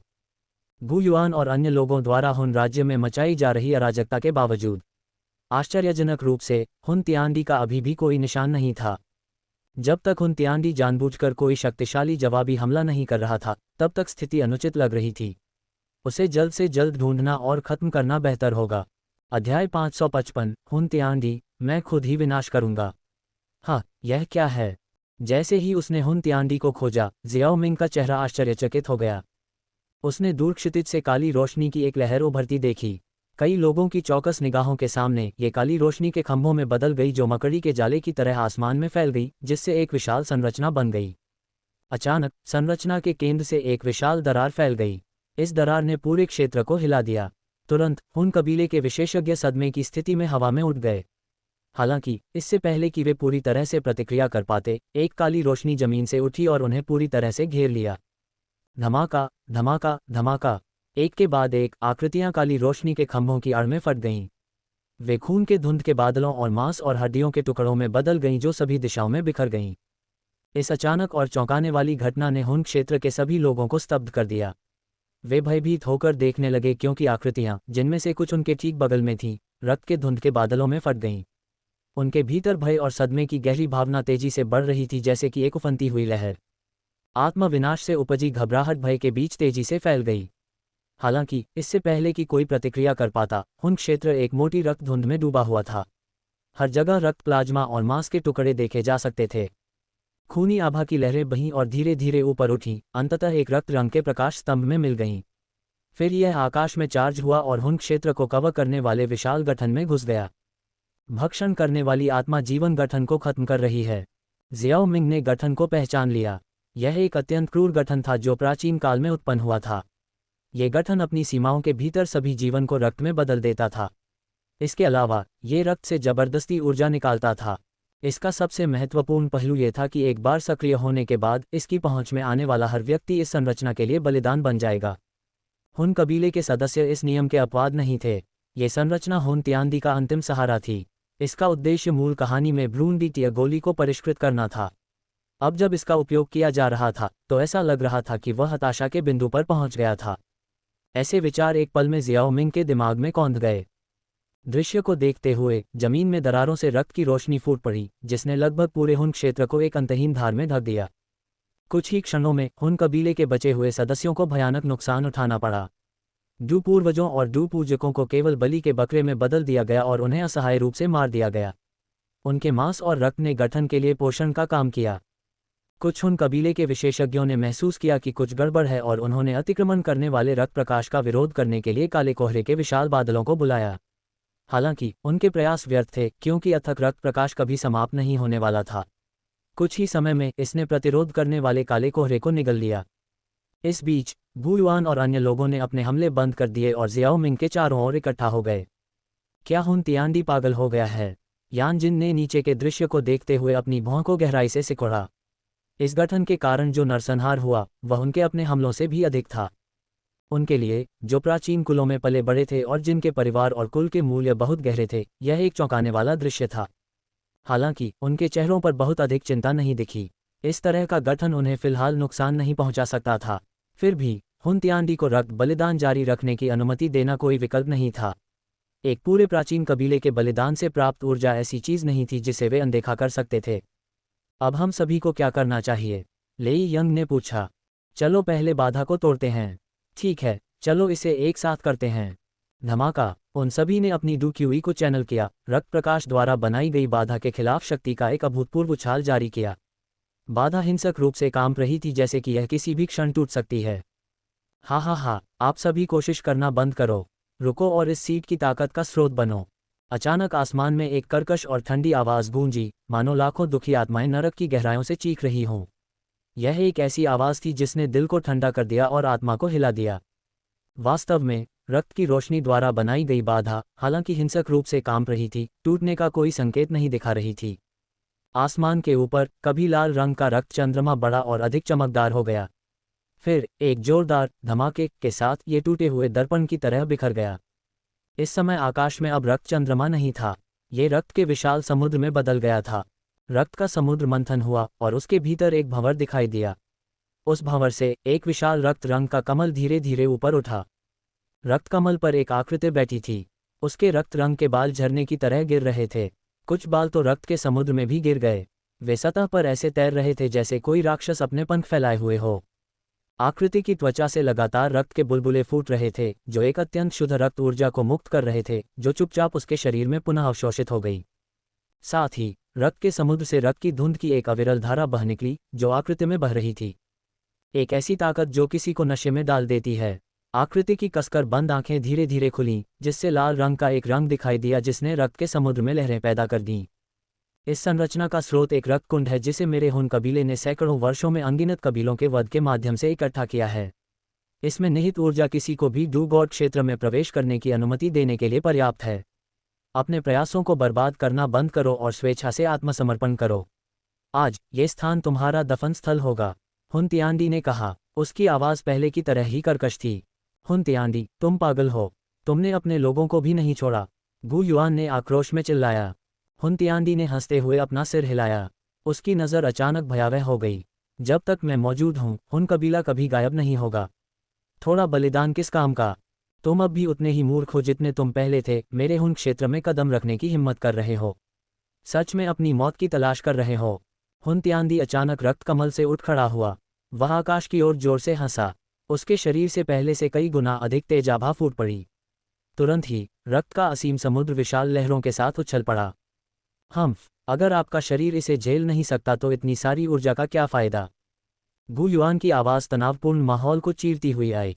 उसकी पोशाक हवा में लहरा रही थी और उससे ऊर्जा का एक उछाल निकल रहा था जो सभी दिशाओं में फैल रहा था। एक शक्तिशाली छलांग के साथ वह हवा में ऊपर चढ़ा और हुन तिआंडी की ओर आक्रामक रूप से बढ़ा। गूली उसके पीछे पीछे चल रहा था, उसकी अभिव्यक्ति गंभीर और दृढ़ थी। 9 सितारा डू संतों के बीच एक लड़ाई में हस्तक्षेप करने की उसकी क्षमता सीमित थी। लेई यंग और यानजिन ने एक दूसरे को देखा और एक ही समय में आगे बढ़ गए। लेई और यान कुलों में सबसे मजबूत होने के नाते उनके संबंधित प्राचीन कुलों के स्तंभों के रूप में उनका अभिमान उन्हें युद्ध शुरू होने से पहले पीछे हटने की अनुमति नहीं देगा। झू जेन भी कुछ करने ही वाला था कि जियाओ मिंग ने उसे एक तेज चाल से रोक दिया। महाराज, यह क्या है? हालांकि जियाओ मिंग और जियान ने अभी तक शादी नहीं की थी, प्राचीन शून्य ड्रैगन जनजाति ने पहले ही उनके रिश्ते को मौन स्वीकृति दे दी थी। कई लोगों ने पहले ही उन्होंने उसे संबोधित करने का तरीका बदलना शुरू कर दिया। हुन तिआंडी को उसकी वर्तमान स्थिति में आधा डू भगवान माना जा सकता है। भले ही वह एक सच्चे डू भगवान होने से बहुत दूर है, एक 8 सितारा डू संत उसके द्वारा किए गए एक आकस्मिक प्रहार का विरोध नहीं कर पाएगा। यदि आप वहां जाते हैं तो आप केवल मारे जाएंगे। आधा डू भगवान। झू जेन के चेहरे का रंग बदल गया। जियो मिंग ने सिर हिलाया। हुन तिआंडी की वर्तमान स्थिति वैसी ही थी जैसा कि जियो जुवान ने 1000 साल पहले अनुभव किया था जब उसने डू भगवान के दायरे में जबरदस्ती घुसने की कोशिश की थी। अंतर यह था कि हुन तिआंडी ने जबरदस्ती बाधा को नहीं तोड़ा, जबकि जियो जुवान ने ऐसा करना चुना। उनकी बातचीत के दौरान खून से लथपथ हुन तिआंडी धीरे धीरे खून के समुद्र में खड़ा हो गया। उसकी लाल निगाहें गू युआन, गूली और अन्य लोगों पर टिकी थीं जो तेजी से उसके पास आ रहे थे। गू दी शैटरिंग निर्वाण फिंगर। गू युआन की ठंडी आंखें हुन तिआंडी पर टिकी रहीं। इससे कोई फर्क नहीं पड़ता कि हुन तिआंडी कितना शक्तिशाली हो गया था, अगर वह आज नहीं मरा तो वे मर जाएंगे। महान विनाश उंगली। गूली को खून के सागर में हुन तिआंडी का सामना करते समय ठंड का एहसास हुआ। गू युआन के विपरीत वह केवल एक 8 सितारा डू संत था। उसने जबरन अपने दिमाग को स्थिर किया और एक तिआन क्लास डू तकनीक को अंजाम दिया। अध्याय 556। हुन तिआंडी पागल हो गया। 9 बिजली आपदा हथेली। जलती हुई ज्वाला, धधकती आकाश। लेई यंग और यानजिन पीछे नहीं रहे। गू युआन और बाकी लोगों ने एक साथ अपने हमले शुरू किए, दुनिया को एक ठंडे और भेदी, जानलेवा इरादे से भर दिया। यहाँ तक कि हवा भी प्रतिक्रिया में जम गई। पहले से ही भयानक रक्त भूरे रंग की जमीन और भी अधिक ठंडी हो गई, कठोर सर्दियों की कड़कड़ाती ठंड की तरह। हुन तिआंडी स्थिर रहा, फिर भी एकमात्र विचार के साथ उसकी आभा बढ़ गई और तेजी से बढ़ गई। रक्त का समुद्र उमड़ पड़ा और आकाश को काला कर दिया। जैसे ही उसने अचानक एक शक्तिशाली कदम आगे बढ़ाया, उसकी आंखों में लाल रंग गहरा हो गया। धमाका। जैसे ही उसने वह कदम आगे बढ़ाया, पूरा आकाश कांप उठा। रक्त का राक्षसी समुद्र बेतहाशा उछल रहा था। ये तुरंत एक विशाल रक्त तरंग में बदल गया, जिसका आकार दसियों हजार मीटर था, जो बेरहमी से गू युआन और अन्य लोगों की ओर बढ़ रहा था। इस विशाल रक्त तरंग के नीचे गू युआन और अन्य लोगों की आकृतियां चींटियों जितनी छोटी लग रही थीं। रक्त तरंग और विशाल उंगली की टक्कर ने इस दुनिया में एक पल के लिए सन्नाटा ला दिया। फिर धरती को हिला देने वाले प्रभाव के कारण रक्त तरंग खून की बारिश में बदल गई जो पीछे हट गई। विशाल उंगली बिखर गई और बची हुई शॉकवेव ने लेई यंग और अन्य लोगों के हमलों को चकनाचूर कर दिया। रक्त दानव, हृदय को नष्ट करने वाली बिजली। हुन तिआंडी ने आकाश को ढंकने वाले रक्त के समुद्र की ओर इशारा किया। रक्त समुद्र तुरंत एक विशाल अंक की तरह तीव्रता से हिल गया और हिंसक रूप से सिकुड़ गया। धमाका धमाका। जैसे जैसे रक्त का असीम समुद्र सिकुड़ रहा था, अंतरिक्ष भी ढह रहा था। अंतरिक्ष में गहरी काली दरारें एक भयानक गति से आकाश में फैल गईं। अगले ही पल अचानक खून का बादल फैल गया। असंख्य पहाड़ जैसी खून की बिजली नीचे बैठे कुछ लोगों पर एक उन्मादी तूफान में बरसने लगी। खून की हर बूंद में निहित ऊर्जा एक साधारण डू संत को डर से पीला कर देने के लिए पर्याप्त थी। धमाका। अचानक पकड़े जाने के बाद लेई यंग बिजली के खून के हमले में घिर गया। उसका शरीर, जो कई बिजली के कष्टों से गुजरा था, प्रतिरोध करने में असमर्थ था और फट गया। लेई यंग मर गया। जियाओ मिंग के बगल में खड़े झू जेन ने जब ये दृश्य देखा तो उसकी पुतलियां चौंक कर सिकुड़ गईं। हुन तिआंडी अप्रत्याशित रूप से इतनी शक्तिशाली है। महाराज, प्राचीन शून्य ड्रैगन जनजाति स्थानिक हेरफेर में उत्कृष्ट है। यह मुहर इस बूढ़े आदमी को रोक नहीं पाएगी। मैं तुम्हें पहले भेजूंगा। ये सुनकर जियाओ मिंग थोड़ा हैरान हुआ, फिर वह मुस्कुराया। प्राचीन शून्य ड्रैगन जनजाति की स्थानिक हेरफेर में महारत मुझे अच्छी तरह से पता है। हालांकि स्थिति अभी तक उस सीमा तक नहीं पहुंची है। उस समय मेरे पूर्वज जियाओ जुवान आक्रमणकारी हुन कबीले को खत्म करने में असमर्थ थे, भले ही वह ऐसी स्थिति में थे। हुन तिआंडी के पास हमें खत्म करने की क्या ताकत है? अंतरिक्ष अवरोध को तोड़ो और जी यान के पास लौट आओ। मैं इसे खत्म करना सुनिश्चित करूंगा। ... दूरी पर यान जिनका हुन तिआंडी के खिलाफ लड़ाई में लेई यंग के समान ही भाग्य हुआ। गु ली की नज़र गु युआन से हटकर, जिसने लड़ाई में थकान के लक्षण दिखाए थे, अब भी शक्तिशाली हुन तिआंडी पर चली गई, और फिर जियाओ मिंग पर, जिसने अभी तक कोई कदम नहीं उठाया था। उसका चेहरा बहुत गंभीर हो गया, जबकि वह समझ नहीं पा रहा था कि जियाओ मिंग ने अभी तक हस्तक्षेप क्यों नहीं किया। विकट परिस्थितियों ने उसे चिंतन के लिए बहुत कम जगह दी। स्थिति इतनी विकट थी कि बिना किसी सफल रणनीति के मरने वाला अगला व्यक्ति वह खुद होगा। जैसे जैसे गु ली के चेहरे का भाव बदलता गया, वह दृढ़ निश्चय में बदल गया। कबीले के मुखिया, तुम पहले जाओ। सिर्फ ये शब्द पीछे रह गए। गु ली ने अपने चेहरे पर भावहीन भाव के साथ हुन तिआंडी पर हमला किया। उसका आभामंडल अचानक बहुत बढ़ गया। आत्मविनाश की कोशिश कर रहे हो? कितना भोलापन है। हुन तिआंडी ने तुरंत उसके इरादे को समझ लिया और तिरस्कार की मुद्रा दिखाई। उसने अपनी हथेली को जोर से दबाया, और जैसे ही उसने ऐसा किया, हजारों मीटर तक फैला एक विशालकाय हाथ आसमान में दिखाई दिया और गु ली पर भारी रूप से टूट पड़ा। धमाका, एक बहरा करने वाला विस्फोट दुनिया भर में गूंज उठा। गु ली, एक 8 सितारा डू सेंट विशेषज्ञ, तुरंत इस हथेली के नीचे खून की धुंध में बदल गया। रक्त सागर की गहराई में हालांकि एक हल्की सी चमक दिखाई दी, जो चुपचाप गु ली की बिखरी हुई आत्मा को अवशोषित कर रही थी और उसे दूर ले जा रही थी। हुन तिआंडी, गु युआन दुख, क्रोध और लगभग पागलपन के मिश्रण से भर गया था। जैसे ही उसके हाथ की मुहर तेजी से बदली, उसका डू क्यूई एकाग्र हो गया। अंत में यह एक प्राचीन ऊर्जा दर्पण में बदल गया जो दसियों हजार मीटर आकार का था। प्राचीन ईश्वर दर्पण। ग्रुग, गु युआन ने ऊर्जा प्रकाश दर्पण के प्रकट होते ही एक कौरसार रक्त थूक दिया। रक्त प्रकाश दर्पण में बिखर गया। तुरंत उसमें से प्रकाश निकला। स्वूश, गु युआन की अभिव्यक्ति पागलपन से मुड़ गई क्योंकि उसने एक बार फिर अपने हाथ की मुहरें बदलीं। आखिरकार कोई ऊर्जा प्रकाश दर्पण को तीव्रता से कांपते हुए देख सकता था। प्रकाश का एक स्तंभ जो दसियों हजार मीटर आकार का था, अचानक उसकी सतह से फट गया। यहां तक कि जहां भी प्रकाश का स्तंभ गुजरा, वहां हवा भी नष्ट हो गई। विशाल प्रकाश स्तंभ ने हुन क्षेत्र के पूरे आकाश को लगभग भेद दिया। मृत्यु के कगार पर एक निरर्थक संघर्ष। हुन तिआंडी की अभिव्यक्ति शुरू में गहरी हो गई, फिर एक व्यंग्य में बदल गई। वह थोड़ा आगे झुका, उसके हाथ एक काल्पनिक पकड़ बना रहे थे, जैसे कि तलवार की मूठ या ब्लेड का हैंडल पकड़े हुए हों। एक निराकार ब्लेड धीरे धीरे शून्य से उभरा। फिर उसने अपने हाथों पर कई घाव किए, जिससे उसकी हथेलियों के बीच खून बहने लगा। खून इतना घना था कि प्रत्येक बूंद में 1 स्टार डू सेंट की ऊर्जा थी। जैसे ही सार रक्त बहता गया, हुन तिआंडी के आसपास की रक्त ऊर्जा कम हो गई और उसकी आभा काफी कमजोर हो गई। ये हमारे कबीले के स्लॉटरिंग दी घोस्ट ब्लड ब्लेड पर आधारित एक तकनीक है। इसका पूरा आनंद लें। हुन तिआंडी के रक्त लाल बाल बेतरतीब ढंग से बिखर गए। उसके चेहरे पर एक क्रूर और भयावह भाव था। खाली हवा में कदम रखते हुए वह सीधे प्रकाश स्तंभ के ऊपर दिखाई दिया। उसकी मुट्ठी में खून का ब्लेड आकार में बढ़ गया और फिर लाल बिजली की एक लकीर की तरह यह विशाल प्रकाश स्तंभ को भेद गया। झनकार, हुन क्षेत्र में एक गगनभेदी टकराव की गूंज सुनाई दी। आसमान में एक प्रलयकारी तूफान आया और अंततः जमीन पर गिर गया, जिससे एक विशाल अथाह खाई बन गई। हुन क्षेत्र का पूरा क्षेत्र टूटने के कगार पर लग रहा था, आसन पतन के संकेत दिखा रहा था। गु युआन ने खुद को संभालने के लिए संघर्ष किया, लेकिन एक खून की छाया तेजी से भूत की तरह आ गई।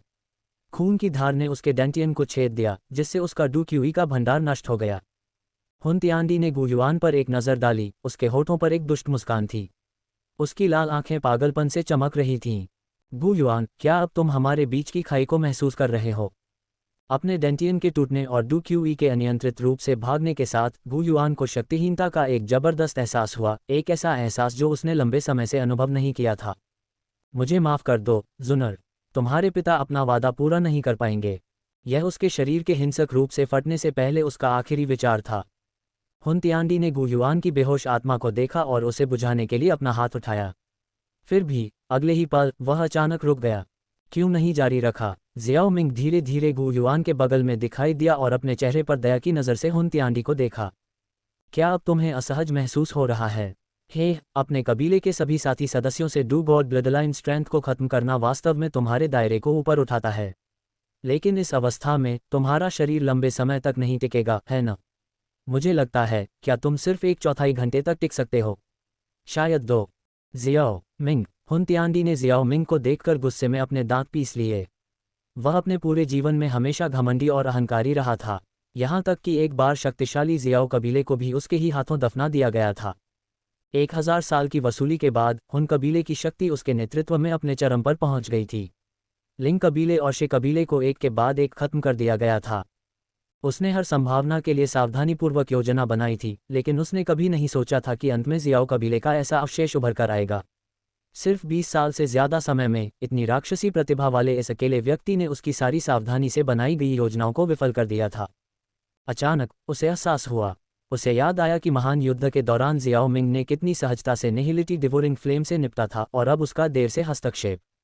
उसके दिमाग में अंतर्दृष्टि की चिंगारी, साथ में खतरे का झटका। कौन थी? पिछली लड़ाई। तुमने पीछे हटना शुरू कर दिया है न? सब मेरे हुन कबीले और अन्य 3 कुलों की ताकत को खत्म करने के उद्देश्य से। तुम डू क्यूई महाद्वीप पर भी हावी होना चाहते हो? कितना बेतुका। गु युआन हमेशा इतना मूर्ख था।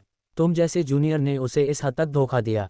जियाओ मिंग ने भौहें चढ़ाईं, लेकिन उसने इनकार नहीं किया। उसने खुलकर स्वीकार किया, तुम मूर्ख नहीं हो। मेरा इरादा वास्तव में सभी 4 कुलों की ताकत को कमजोर करना था। डू क्यूई महाद्वीप बहुत अव्यवस्थित है और मैं पूर्ण व्यवस्था स्थापित करना चाहता हूँ। इन प्राचीन कुलों, विशेष रूप से गो कबीले की ताकत को कम करना एक आवश्यक कदम है। हालांकि गो कबीले ने उस समय गठबंधन समझौते का सम्मान किया और मेरे पूर्वज जियाओ जुवान की बची हुई आत्मा को स्वर्गीय मकबरे में भेज दिया। इसलिए मैंने गु युआन और अन्य लोगों की आत्माओं को बचाने का विकल्प चुना। इसे निष्पक्षता का एक रूप माना जा सकता है। डू क्यूई महाद्वीप पर हावी होने के लिए यह मेरा मूल इरादा नहीं था। मुझे कहना होगा, हुन तिआंडी, आपकी दृष्टि बहुत सीमित है। महान हजार दुनिया में भले ही डू क्यूई महाद्वीप सभी निचले विमानों में एक शीर्ष अस्तित्व था, लेकिन अंततः ये सिर्फ एक निचला विमान ही रहा। अध्याय 557, छिपा हुआ शीर्षक।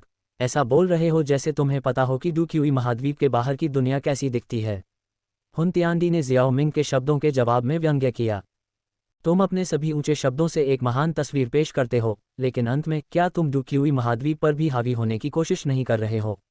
कितनी हास्यास्पद बात है। चाहे तुम्हारे पास कितनी भी योजनाएं क्यों न हो, अंत में ताकत ही मायने रखती है। अब मुझे देखना है कि तुम मेरी पकड़ से कैसे बच निकलते हो। हुन तिआंडी की खून की धार हवा में हिंसक रूप से कट गई, एक खून की छाया में बदल गई जो जियाओ मिंग की ओर झुकी। क्या अफसोस है। जियाओ मिंग की आंखों में पछतावे की एक झलक दिखाई दी। हुन तिआंडी की वर्तमान स्थिति बहुत लंबे समय तक नहीं चल सकती थी, इसलिए उसने समय को थोड़ा और बढ़ाने का इरादा किया था। हालांकि हुन तिआंडी स्पष्ट रूप से मूर्ख नहीं था और उसने केवल कुछ आदान प्रदान के बाद निर्णायक रूप से कार्य करने का फैसला किया। जियाओ मिंग ने अपने हाथ की एक लहर से गु युआन की आत्मा को दूर रखा और खाली जगह से आगे बढ़कर अपनी मूल स्थिति से गायब हो गया। उसने पीछे केवल एक छवि छोड़ी थी जिसे हुन तिआंडी के हमले ने भेद दिया था। असफल हमले से निराश हुन तिआंडी की आंखें क्रूरता से चमक उठीं। उसने जियाओ मिंग की स्थिति को भांप लिया और लगातार उसका पीछा किया। फिर भी हर बार वह एक बाल की चौड़ाई से पीछे रह गया। इस पीछा के बीच खून का समुद्र उमड़ पड़ा, जिससे विशाल लहरें पैदा हुईं। फिर हुन तिआंडी के शरीर में भारी मात्रा में ऊर्जा डाली गई। उसी समय अनगिनत नाराज आत्माओं की चीखें आसमान तक उठीं। उनकी भयावह चीखें हुन तिआंडी के चारों ओर गूंज रही थीं, जिससे उसके अंदर से उग्र दहाड़ की लहरें निकल रही थीं। ऐसा इसलिए नहीं था क्योंकि हुन तिआंडी स्वाभाविक रूप से चिड़चिड़ा था। रक्त सागर के भीतर की ऊर्जा, जो विभिन्न कुलों के सार रक्त और आत्माओं से बनी है, में स्वाभाविक रूप से वह आक्रोश और शत्रुता समाहित थी जो इन कुलों के सदस्यों ने अपनी मृत्यु के समय हुन कबीले के प्रति रखी थी। ये दुष्ट विचार किसी की आत्मा को कुतरते थे। उसकी आत्मा की गहराई से ऐसी भयावह भावनाओं का निरंतर प्रवाह हुन तिआंडी को अभिभूत करने के लिए पर्याप्त था, जो अभी तक पूरी तरह से डूगॉट क्षेत्र में नहीं पहुंचा था। जब तक वह रक्त सागर की ऊर्जा का उपयोग किए बिना युद्ध को तेजी से समाप्त नहीं कर सकता, उसे इन आक्रोशपूर्ण विचारों के आक्रमण से खुद को मुक्त करने की आवश्यकता थी। हालांकि ये स्पष्ट रूप से असंभव था। जी यान के साथ ड्रैगन फीनिक्स मूल फल को खाने के बाद जियाओ मिंग की स्थानिक प्रतिभा में बहुत सुधार हुआ। भले ही यह अभी भी प्राचीन शून्य ड्रैगन के साथ प्रतिस्पर्धा नहीं कर सकता था, फिर भी यह आम लोगों की तुलना में बेहद उत्कृष्ट था। हुन तिआंडी के लिए उसे पकड़ना काफी चुनौतीपूर्ण था। हुन तिआंडी ने जियाओ मिंग को धमकाने के लिए झू जेन को पकड़ने के बारे में सोचा, लेकिन पाया कि झू जेन पहले ही हुन दायरे से गायब हो चुका था। इसने उसे इतना क्रोधित कर दिया कि वह एक बहरा, धरती को हिला देने वाली दहाड़ में फूट पड़ा। ये स्पष्ट था कि उसकी मानसिक स्थिति टूटने के कगार पर थी। पीड़ा भरी चीखें, कटुशाप और नाराज आत्माओं की हताश दलीलें उसके कानों में गूंजती रहीं। हुन तिआंडी की आंखें लाल हो गई थीं, उसके खून से लथपथ बाल बेतहाशा झड़ रहे थे और उसका चेहरा विचित्र तरीके से विकृत हो गया था। जियाओ मिंग, खुद को दिखाओ। क्या ऐसा हो सकता है कि तुम सिर्फ छिपना जानते हो? धमाका चिल्लाने के बाद हुन तिआंडी ने अपने हाथ में मौजूद लंबे ब्लेड को फेंक दिया और अचानक शक्ति के विस्फोट में फट गया। उसका आकार अपने मूल स्थान से गायब हो गया। उसके पैरों के नीचे खून का समुद्र फट गया, जिससे दोनों तरफ हजारों मीटर ऊंची लहरें पैदा हो गईं। यहाँ तक कि जहाँ भी वह गुजरा वहाँ भी अंतरिक्ष नष्ट हो गया। अगले ही पल वह वास्तव में जियाओ मिंग के साथ जा मिला। जियाओ मिंग ने एक भौं उठाई और एक प्रकाश की किरण में बदल गया। उसके शरीर से बिजली और काली लपटें निकल रही थीं। फिर वह भूत की तरह आ रहे हुन तिआनडी से सीधे भिड़ गया, मुट्ठियों से मुट्ठियां टकराते हुए। जैसे ही उनकी मुट्ठियां टकराईं, एक तेज हवा बही, उसके बाद मौत जैसा सन्नाटा छा गया। हालांकि अगले ही पल हजारों मीटर के भीतर अंतरिक्ष पूरी तरह से ढह गया। अंतरिक्ष का ये विस्तार बस उनकी टक्कर का सामना नहीं कर सका और पहले संपर्क में ही शून्य में बदल गया। दोनों के बीच टकराव कुछ ही पल में खत्म हो गया, जिसके बाद हुन तिआनडी अचानक पीछे हट गया और अपनी नज़रें जियाओ मिंग पर टिका दीं। उसकी आंखें अभी भी लाल थीं, लेकिन इस समय उनमें पागलपन कुछ कम हो गया था। उनके आदान प्रदान के एक पल के दौरान वह आश्चर्यजनक रूप से ऊपरी हाथ हासिल नहीं कर पाया। जियाओ मिंग का भौतिक शरीर उससे भी अधिक मजबूत निकला। ये कैसे संभव हो सकता है? वह हुन तिआनडी था, वह हजारों वर्षों तक जीवित रहा था, फिर भी उसका भौतिक शरीर किसी ऐसे व्यक्ति जितना मजबूत नहीं था जिसने उसके जीवन का एक अंश भी नहीं जिया हो। वास्तव में इसमें कुछ भी असंभव नहीं था। हालांकि हुन तिआनडी के पास वर्तमान में हाफ डू भगवान की ताकत थी, लेकिन ये ताकत केवल जबरन बढ़ाई जा रही थी। इसने वास्तव में उसके भौतिक शरीर को मजबूत नहीं किया। इसके विपरीत इसने उस पर एक बहुत बड़ा बोझ डाल दिया। दूसरी ओर जियाओ मिंग की क्यूई विधि का प्रभाव शुरू से ही भौतिक शरीर को संयमित करने का था। इसके अलावा विभिन्न स्वर्गीय खजानों के अवशोषण के कारण उसका भौतिक शरीर एक भयानक स्तर पर पहुंच गया था। अगर हुन तिआनडी इस समय हाफ डू गॉड स्टेज पर नहीं पहुंचते तो ये हालिया टकराव उनके लिए मामूली नुकसान से कहीं ज्यादा होता। बेशक हुन तिआनडी, जो पागलपन में पड़ गए थे, इस बारे में इतना नहीं सोचते। मुझे विश्वास नहीं होता, मर जाओ, हुन तिआनडी ने जोर से चीख मारी। हाथ हिलाने पर खून की धार फिर से प्रकट हुई। फिर खून के समुद्र में खून के रंग का तूफान आया, जिसके बीच में खून की धार खड़ी थी। खून की धाराएं तुरंत उसमें खींची चली गईं। इतना सारा खून सोखने के बाद खून की धार में खून की लाल आंखें उगाई थीं। इस दुनिया को देखते हुए यह एक अंतहीन ठंडी और जानलेवा आभा बिखेर रही थी। अभी भी काफी नहीं, हुन तिआनडी पागलों की तरह आसमान की ओर बेतहाशा हंसे। फिर उन्होंने सार खून का एक और कौर थूका और खून की धार को पकड़ लिया। तेज धार ने एक ही झटके में उनकी हथेली को चीर दिया। खून बेतहाशा बहने लगा, जिसे खून की धार ने निगल लिया। मर जाओ, हुन तिआनडी खाली जगह में बाहर निकल आया। उसके खून से सने बाल लहरा रहे थे और उसका चेहरा बुरी तरह विकृत हो गया था। उसकी मुट्ठी में खून की धार नाटकीय रूप से फैल गई। जैसे ही उसकी आकृति सीधे जियाओ मिंग के सामने आई, खून की धार खून की रोशनी की एक लकीर में बदल गई, जो हिंसक रूप से अंतरिक्ष को चीरती हुई उसकी ओर दौड़ी। पीला वसंत दिव्य क्रोध। जियाओ मिंग ने भी अपनी पूरी शक्ति जारी की। मौ धमाका, एक और भयानक स्थानिक तूफान आया। फिर भी इस बार हुन क्षेत्र अंततः हमले का सामना करने में असमर्थ था। हर जगह काली काली स्थानिक दरारें देखी जा सकती थीं। वे अपने रास्ते में आने वाली हर चीज को बड़े जोर से खा रहे थे। धमाका, दो खून से लथपथ और लथपथ आकृतियां ऊपर आसमान में हिंसक रूप से जमीन पर गिरीं। ये स्पष्ट था कि वे दोनों अपने हाल के आदान प्रदान में गंभीर रूप से घायल हो गए थे, क्योंकि वे अपने पैर जमाने के लिए संघर्ष कर रहे थे। हालांकि उनके संघर्ष का नतीजा ये हुआ कि उनमें से एक वापस नहीं उठ सका। हा, जियाओ मिंग, मैं अंत में जीत गया। अब डू क्यूई महाद्वीप में और कौन मुझे रोक सकता है? एक बार जब मैं इन चोटों से उबर जाऊंगा तो न तो स्वर्गीय न्यायालय और न ही 3 कुलों को बख्शा जाएगा। हुन तिआनडी ने अपने पैरों पर खड़े होने के लिए संघर्ष किया। फिर वह कांपते हुए हवा में उड़ गया। उसके शरीर से कमजोरी की लहरें निकल रही थीं। उसने शातिर और नाराज नज़र से जियाओ मिंग को देखा और एक कठोर, विजयी हंसी निकाली। हो सकता है कि आपको वह मौका न मिले। क्या? पीछे से एक आवाज़ आई, जिससे हुन तिआनडी का चेहरा एकदम बदल गया।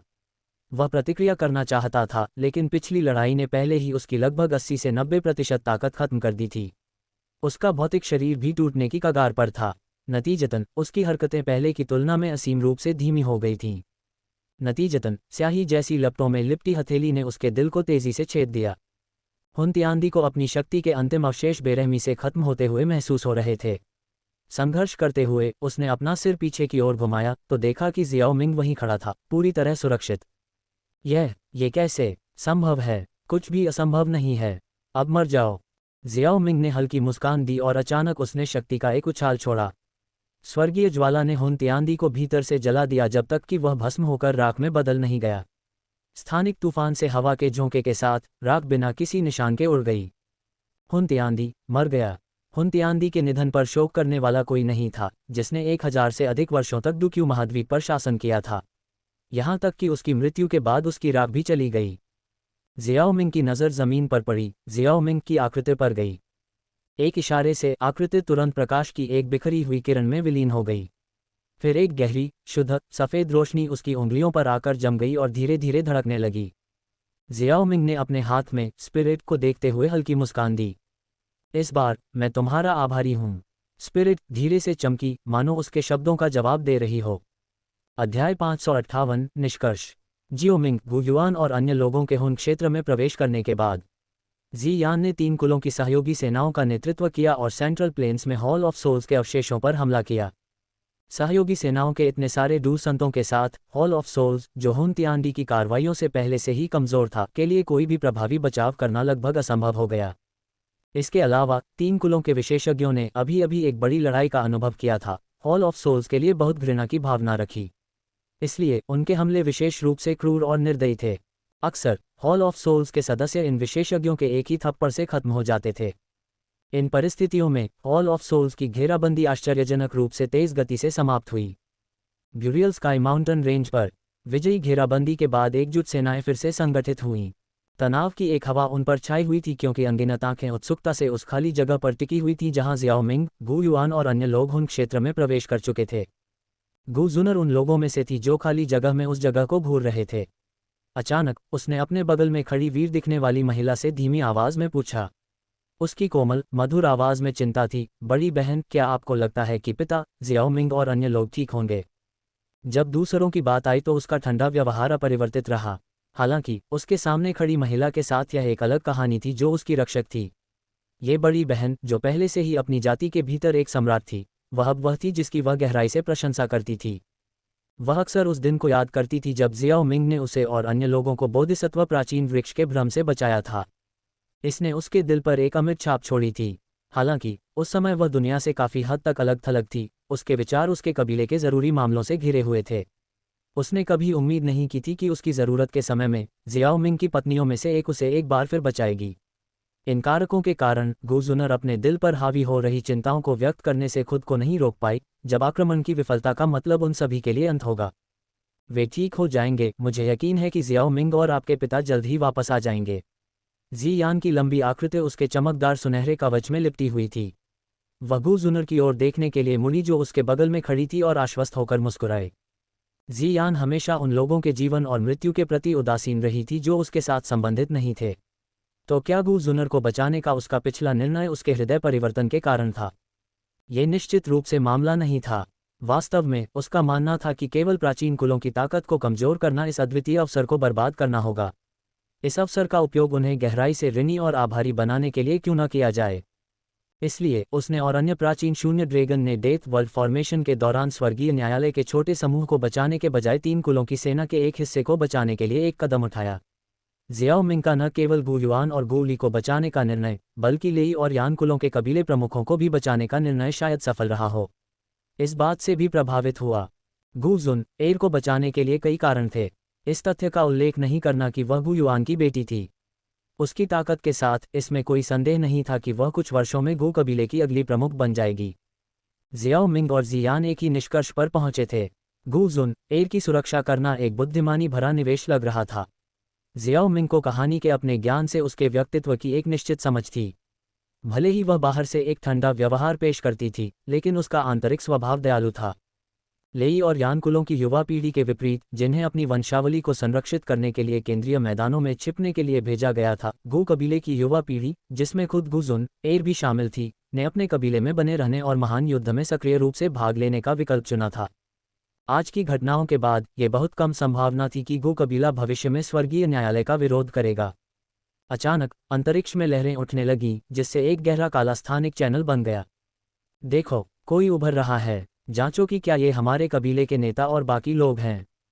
एक बार चुप रहने वाली भीड़ में चर्चाओं का कोलाहल फूट पड़ा, जो उबलते पानी के बर्तन जैसा था। गु जुनर के अलावा प्राचीन कुलों के अन्य वर्तमान नेता, यान कबीले की परी हुई लिंग और लेई कबीले के ग्रैंड एल्डर भी बेहद उत्साहित थे। फिर भी उनके दिलों में चिंता का एक संकेत महसूस हुआ। आखिरकार हुन दायरे पर आक्रमण करना कोई आसान काम नहीं था और हताहतों की उम्मीद की जानी थी। जियाओ मिंग, गु युआन, यान जिन और लेई यिन अपने अपने गुटों के स्तंभ थे। उनमें से किसी का भी नुकसान, भले ही उनकी सेना अभी भी अपेक्षाकृत बरकरार हो, एक भारी झटका होगा। इसके अलावा स्वर्गीय न्यायालय को छोड़कर हर गुट को भारी नुकसान हुआ था, इसलिए उनका चिंतित होना स्वाभाविक था। स्थानिक चैनल का आरंभकर्ता जल्द ही सभी की नज़रों में आ गया, लेकिन जल्दी ही कुछ लोगों ने कुछ गड़बड़ महसूस की। ऐसा नहीं लगता कि वे हैं, केवल एक व्यक्ति है। क्या ये स्वर्गीय न्यायालय के प्राचीन शून्य ड्रैगन जनजाति का बुजुर्ग नहीं है? ये वही है, वह 8 सितारा डूसंत है। मुझे याद है कि वह कबीले के प्रमुखों के साथ हुन क्षेत्र में प्रवेश किया था। वह अकेला क्यों लौट रहा है? क्या ये हो सकता है कि हमारे कबीले के प्रमुख और अन्य विफल हो गए हैं? यह असंभव है, बिल्कुल असंभव। गु जुनर और अन्य नेताओं के चेहरे पर कुछ बदसूरत भाव थे क्योंकि वे जल्दी से आगे बढ़ रहे थे। वरिष्ठ, गु कबीले की ओर से जुनर हुन क्षेत्र के भीतर की स्थिति के बारे में पूछताछ करना चाहती है। गु जुनर ने सम्मानपूर्वक अपना सिर झुकाया और तुरंत सभी के लिए सबसे महत्वपूर्ण प्रश्न पूछे। झू जेन ने शुरू में जवाब में अपना सिर हिलाया, जिससे उपस्थित सभी लोग हैरान रह गए। फिर उसके बाद के शब्दों ने उनके दिलों की धड़कन और भी तेज कर दी। हुन तिआंडी ने रक्त अनुष्ठान किया है, जिसमें शे, लिंग और याओ कुलों की रक्त रेखा शक्ति और यहाँ तक कि हुन कुल की भी बलि दी गई है। महामहिम के शब्दों के अनुसार हुन तिआंडी की शक्ति पहले ही हाफडू भगवान चरण तक पहुंच चुकी है। क्या हुन तिआंडी इतना निर्दयी और पागल व्यक्ति है? मेरे पिता के साथ क्या स्थिति है? गु जुनर का सुंदर चेहरा भय से भर गया, उसकी आवाज़ कांप रही थी। बाहर आने से पहले मैंने देखा कि कबीले के मुखिया गो गुस्से में हुन तिआंडी से अपनी सारी ताकत से लड़ रहे थे, क्योंकि हुन तिआंडी ने गोली को खून के धुंध में बदल दिया था। हालांकि स्थिति गंभीर लग रही थी। झू जेन ने सीधे सीधे बात की, उसने कोई विवरण नहीं छिपाया। हालांकि ऐसी स्पष्टता ने गु जुनर को लगभग अपना उड़ान रुख होने पर मजबूर कर दिया। झू जेन के शब्दों को सुनकर परी हुओ लिंग को अपने दिल में एक अशुभ पूर्वाभास महसूस हुआ। फिर भी उसने आशा की एक किरण को पकड़ते हुए पूछा, तो हमारे कबीले के मुखिया यानजिन के बारे में क्या? झू जेन ने अपना सिर हिलाया और परी हुओ लिंग की उम्मीद टूट गई। वह और लेई यंग, लेई कबीले के मुखिया गोली से पहले ही मारे गए थे।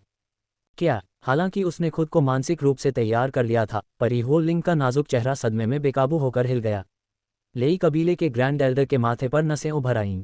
जैसे ही वह आगे पूछताछ करने वाला था, जियान लंबे कदमों से आगे बढ़ा। जियाओ मिंग के बारे में क्या? इस सवाल ने वहां मौजूद सभी लोगों के विचारों को आवाज दी। जब मैं वहां से गया तो महामहिम अभी भी ठीक थे। उन्होंने मुझे हुन तिआंडी की मौजूदा ताकत का पता चलने पर भागने के लिए कहा था। अभी उन्हें हुन तिआंडी के साथ युद्ध में उलझा होना चाहिए। तो फिर तुम क्यों नहीं रुकी और जियाओ मिंग की मदद की? सिर्फ इसलिए कि उसने तुम्हें भागने के लिए कहा, तुम भाग गई। एक प्राचीन ड्रैगन के रूप में तुम्हारा गौरव कहाँ है? जियान की भौहें आपस में जुड़ गईं और वह बोल पड़ी। उसके हाथ उसके कूल्हों पर टिके हुए थे। झू जेन का झुर्रीदार चेहरा कांप उठा। खांसी, महाराज इस बूढ़े आदमी के बारे में बहुत सोचते हैं। क्या महाराज ने नहीं सुना है कि हुन तिआंडी एक हाफडू भगवान है? मैं लड़ाई में शामिल होना चाहता था, लेकिन मुझे डर है कि मेरा ये बूढ़ा शरीर कुछ आदान प्रदान भी नहीं झेल पाएगा। महामहिम जियाओ मिंग जानते हैं कि हमारा प्राचीन शून्य ड्रैगन कबीला स्थानिक हेरफेर में अत्यधिक प्रतिभाशाली है।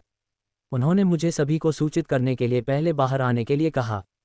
जियान ने एक खर्राटा लिया और जवाब में एक शब्द भी नहीं कहा। सच में उसने एल्डर झू जेन के युद्ध के मैदान से हटने को सही ठहराने के लिए केवल कुछ टिप्पणियां की। उसे जियाओ मिंग के निर्णयों पर पूरा भरोसा था और वह बता सकती थी कि उसके ड्रैगन सील से उसे कोई नुकसान नहीं पहुंचा है। परी हुओ लिंग और लेई कबीले के ग्रैंड एल्डर ने ये शब्द सुनकर अपने चेहरे पर बहुत उम्मीद नहीं दिखाई। जियाओ मिंग के छिपने की वजह से उनकी नज़र में भले ही उसकी ताकत 9 सितारा डूसंत की थी, लेकिन वह निश्चित रूप से गु युआन की तुलना में नहीं था। अगर गु युआन भी हुन तिआंडी के खिलाफ एक विकट स्थिति में था, तो क्या एक अतिरिक्त जियाओ मिंग ज्वार को मोड़ने के लिए पर्याप्त होगा? एक आधा डू भगवान शक्तिशाली पूरे डू क्यूई महाद्वीप पर हावी होने के लिए पर्याप्त था। अगर हुन तिआंडी विजयी हुए तो निश्चित रूप से उनके पास खुद को दफनाने के लिए कोई जगह नहीं होगी। उनका भाग्य तय हो गया था। स्वर्गीय न्यायालय को छोड़कर हर कोई स्थिति के बारे में निराशावादी था। निराशा की भावना जल्दी ही 3 कुलों के सहयोगी बलों में फैल गई।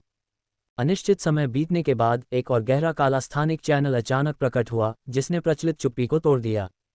अध्याय 559, प्राचीन जेड का सम्मेलन। फिर एक पैर स्थानिक चैनल से बाहर आया। ये सफ़ेद था। सभी के दिल दहल गए। हुन तिआंडी ने एक सफ़ेद लबादा पहना हुआ था। केवल जियान की आंखें चमक उठीं।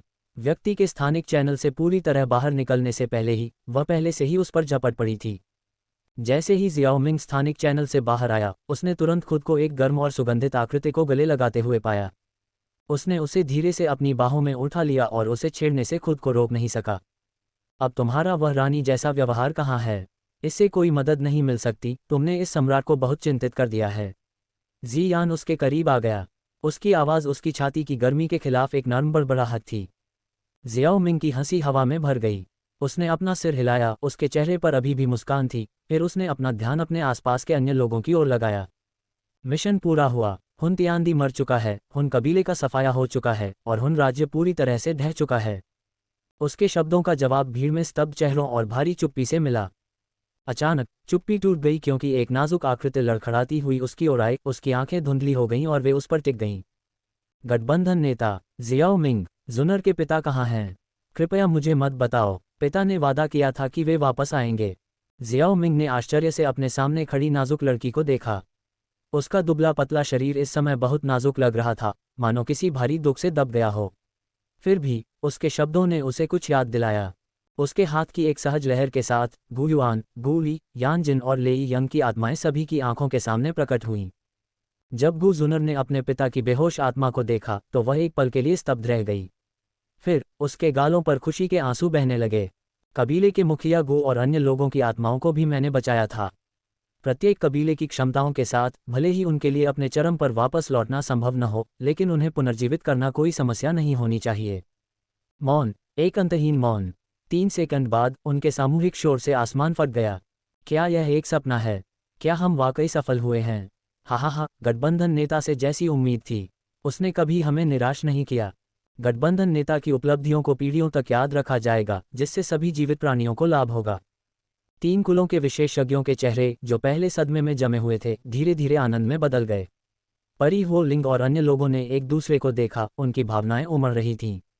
अंत में वे खुद को रोक नहीं पाए और बेकाबू हंसी में फूट पड़े। उनकी हंसी इतनी बेपरवाह और बेलगाम थी। गठबंधन नेता जियाओ मिंग वास्तव में धर्मी हैं, निस्संदेह डूक्यूई महाद्वीप की सबसे बड़ी प्रतिभा। उद्धरण चिन्ह उद्धरण चिन्ह।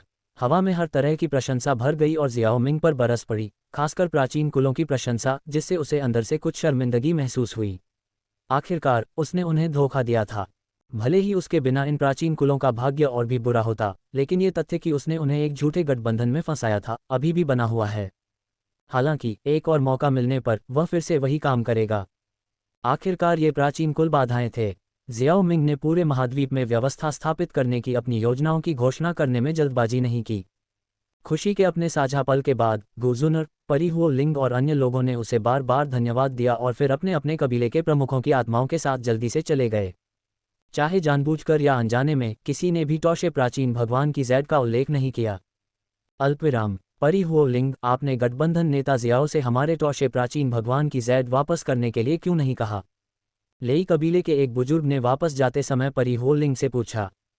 परी हुओ लिंग ने बुजुर्ग की ओर देखा, फिर अपनी नज़र गु जुनर पर घुमाई, जो गु कबीले की सेना का नेतृत्व कर रही थी। भले ही गु जुनर ने सवाल सुन लिया हो, लेकिन उसके चेहरे पर पूरी तरह से उदासीनता थी। आखिरकार परी हुओ लिंग ने बुजुर्ग से पूछा, आप जियाओ मिंग की ताकत के बारे में क्या सोचते हैं? वह हमारे कबीले के मुखिया और अन्य लोगों को हुन तियानदी के चंगुल से बचाने में कामयाब रहा और उस बूढ़े कमीने को भी हरा दिया। हालांकि लड़ाई का विवरण अस्पष्ट है, लेकिन इसमें कोई संदेह नहीं है कि उसे अब महाद्वीप पर सबसे मजबूत कहा जा सकता है। बिल्कुल, हमारे कबीले की जांच के अनुसार जियाओ मिंग केवल 26 साल का है। इतनी कम उम्र में इतनी ताकत के साथ, क्या आपको लगता है कि वह आगे बढ़ने के बिना हमेशा के लिए 9 सितारा डूसंत बने रहने से संतुष्ट होगा? और उसकी आगे की सफलता की कुंजी अभी उसके हाथों में है। ऐसी स्थिति में क्या आप उसकी जगह होते तो प्राचीन देवता जैड को वापस करने के लिए तैयार होते? यही है। लेई कबीले का बुजुर्ग सोच में पड़ गया। वह पहले बहुत खुश था और इस मामले को भूल गया था। वास्तव में अगर वह जियाओ मिंग की स्थिति में होता तो वह प्राचीन देवता की जैड को वापस करने के लिए तैयार नहीं होता। आखिरकार यही तो डू भगवान के दायरे में पहुंचने की उम्मीद थी। डू भगवान, इतना भारी शब्द, एक के अस्तित्व मात्र से ही एक शक्तिशाली प्राचीन कबीला बन सकता है। डूक्यूई महाद्वीप पर डू भगवान के प्रकट हुए अनगिनत साल हो चुके थे। रहने दो, परी हुओ लिंग ने आखिरकार मामले को खारिज करते हुए कहा। पूरी ताकत से लड़ने और फिर भी प्राचीन देवता जैड को वापस न पाने के बजाय एक सद्भावनापूर्ण इशारा करना और इसे जियाओ मिंग को दे देना बेहतर है। आखिरकार वह हुन तियानदी जैसा नहीं है, वह अपनी ताकत बढ़ाने के लिए हमारा वध नहीं करेगा। हे, तुम्हारी बात सही है। ... दूसरी तरफ जियाओ मिंग ने प्राचीन कुलों के प्रस्थान करने वाले आकृतियों को देखा और फिर उसने अपना ध्यान जी यान की ओर लगाया जो उसकी बाहों में झूल रहा था। ठीक है, अब नीचे आ जाओ, मेरे पास तुम्हें दिखाने के लिए कुछ है। जी यान आसपास की नज़रों से अवगत आज्ञाकारी रूप से जियाओ मिंग के आलिंगन से नीचे कूद गया। जियाओ मिंग ने अपनी आस्तीन लहराई जिससे 8 प्राचीन जैड बाहर निकल आए और जी यान के सिर पर मंडराए। इन जैड ने एक नर्म अलौकिक चमक उत्सर्जित की जो एक दूसरे के साथ मिलकर एक चमकदार प्रदर्शन बना रही थी। उन्होंने ऊर्जा की सूक्ष्म तरंगें उत्सर्जित कीं। क्या ये सही है, ये प्राचीन जैड हैं और वे आपके पिता को बचाने की कुंजी भी हैं? जियाओ मिंग ने एक सौम्य मुस्कान के साथ उत्तर दिया। परी हो लिंग और अन्य लोगों ने जो सोचा था उसके विपरीत उसे डू भगवान के दायरे में घुसने के लिए इन जैड की आवश्यकता नहीं थी। हालांकि वे उसके ससुर को बचाने के लिए आवश्यक थे।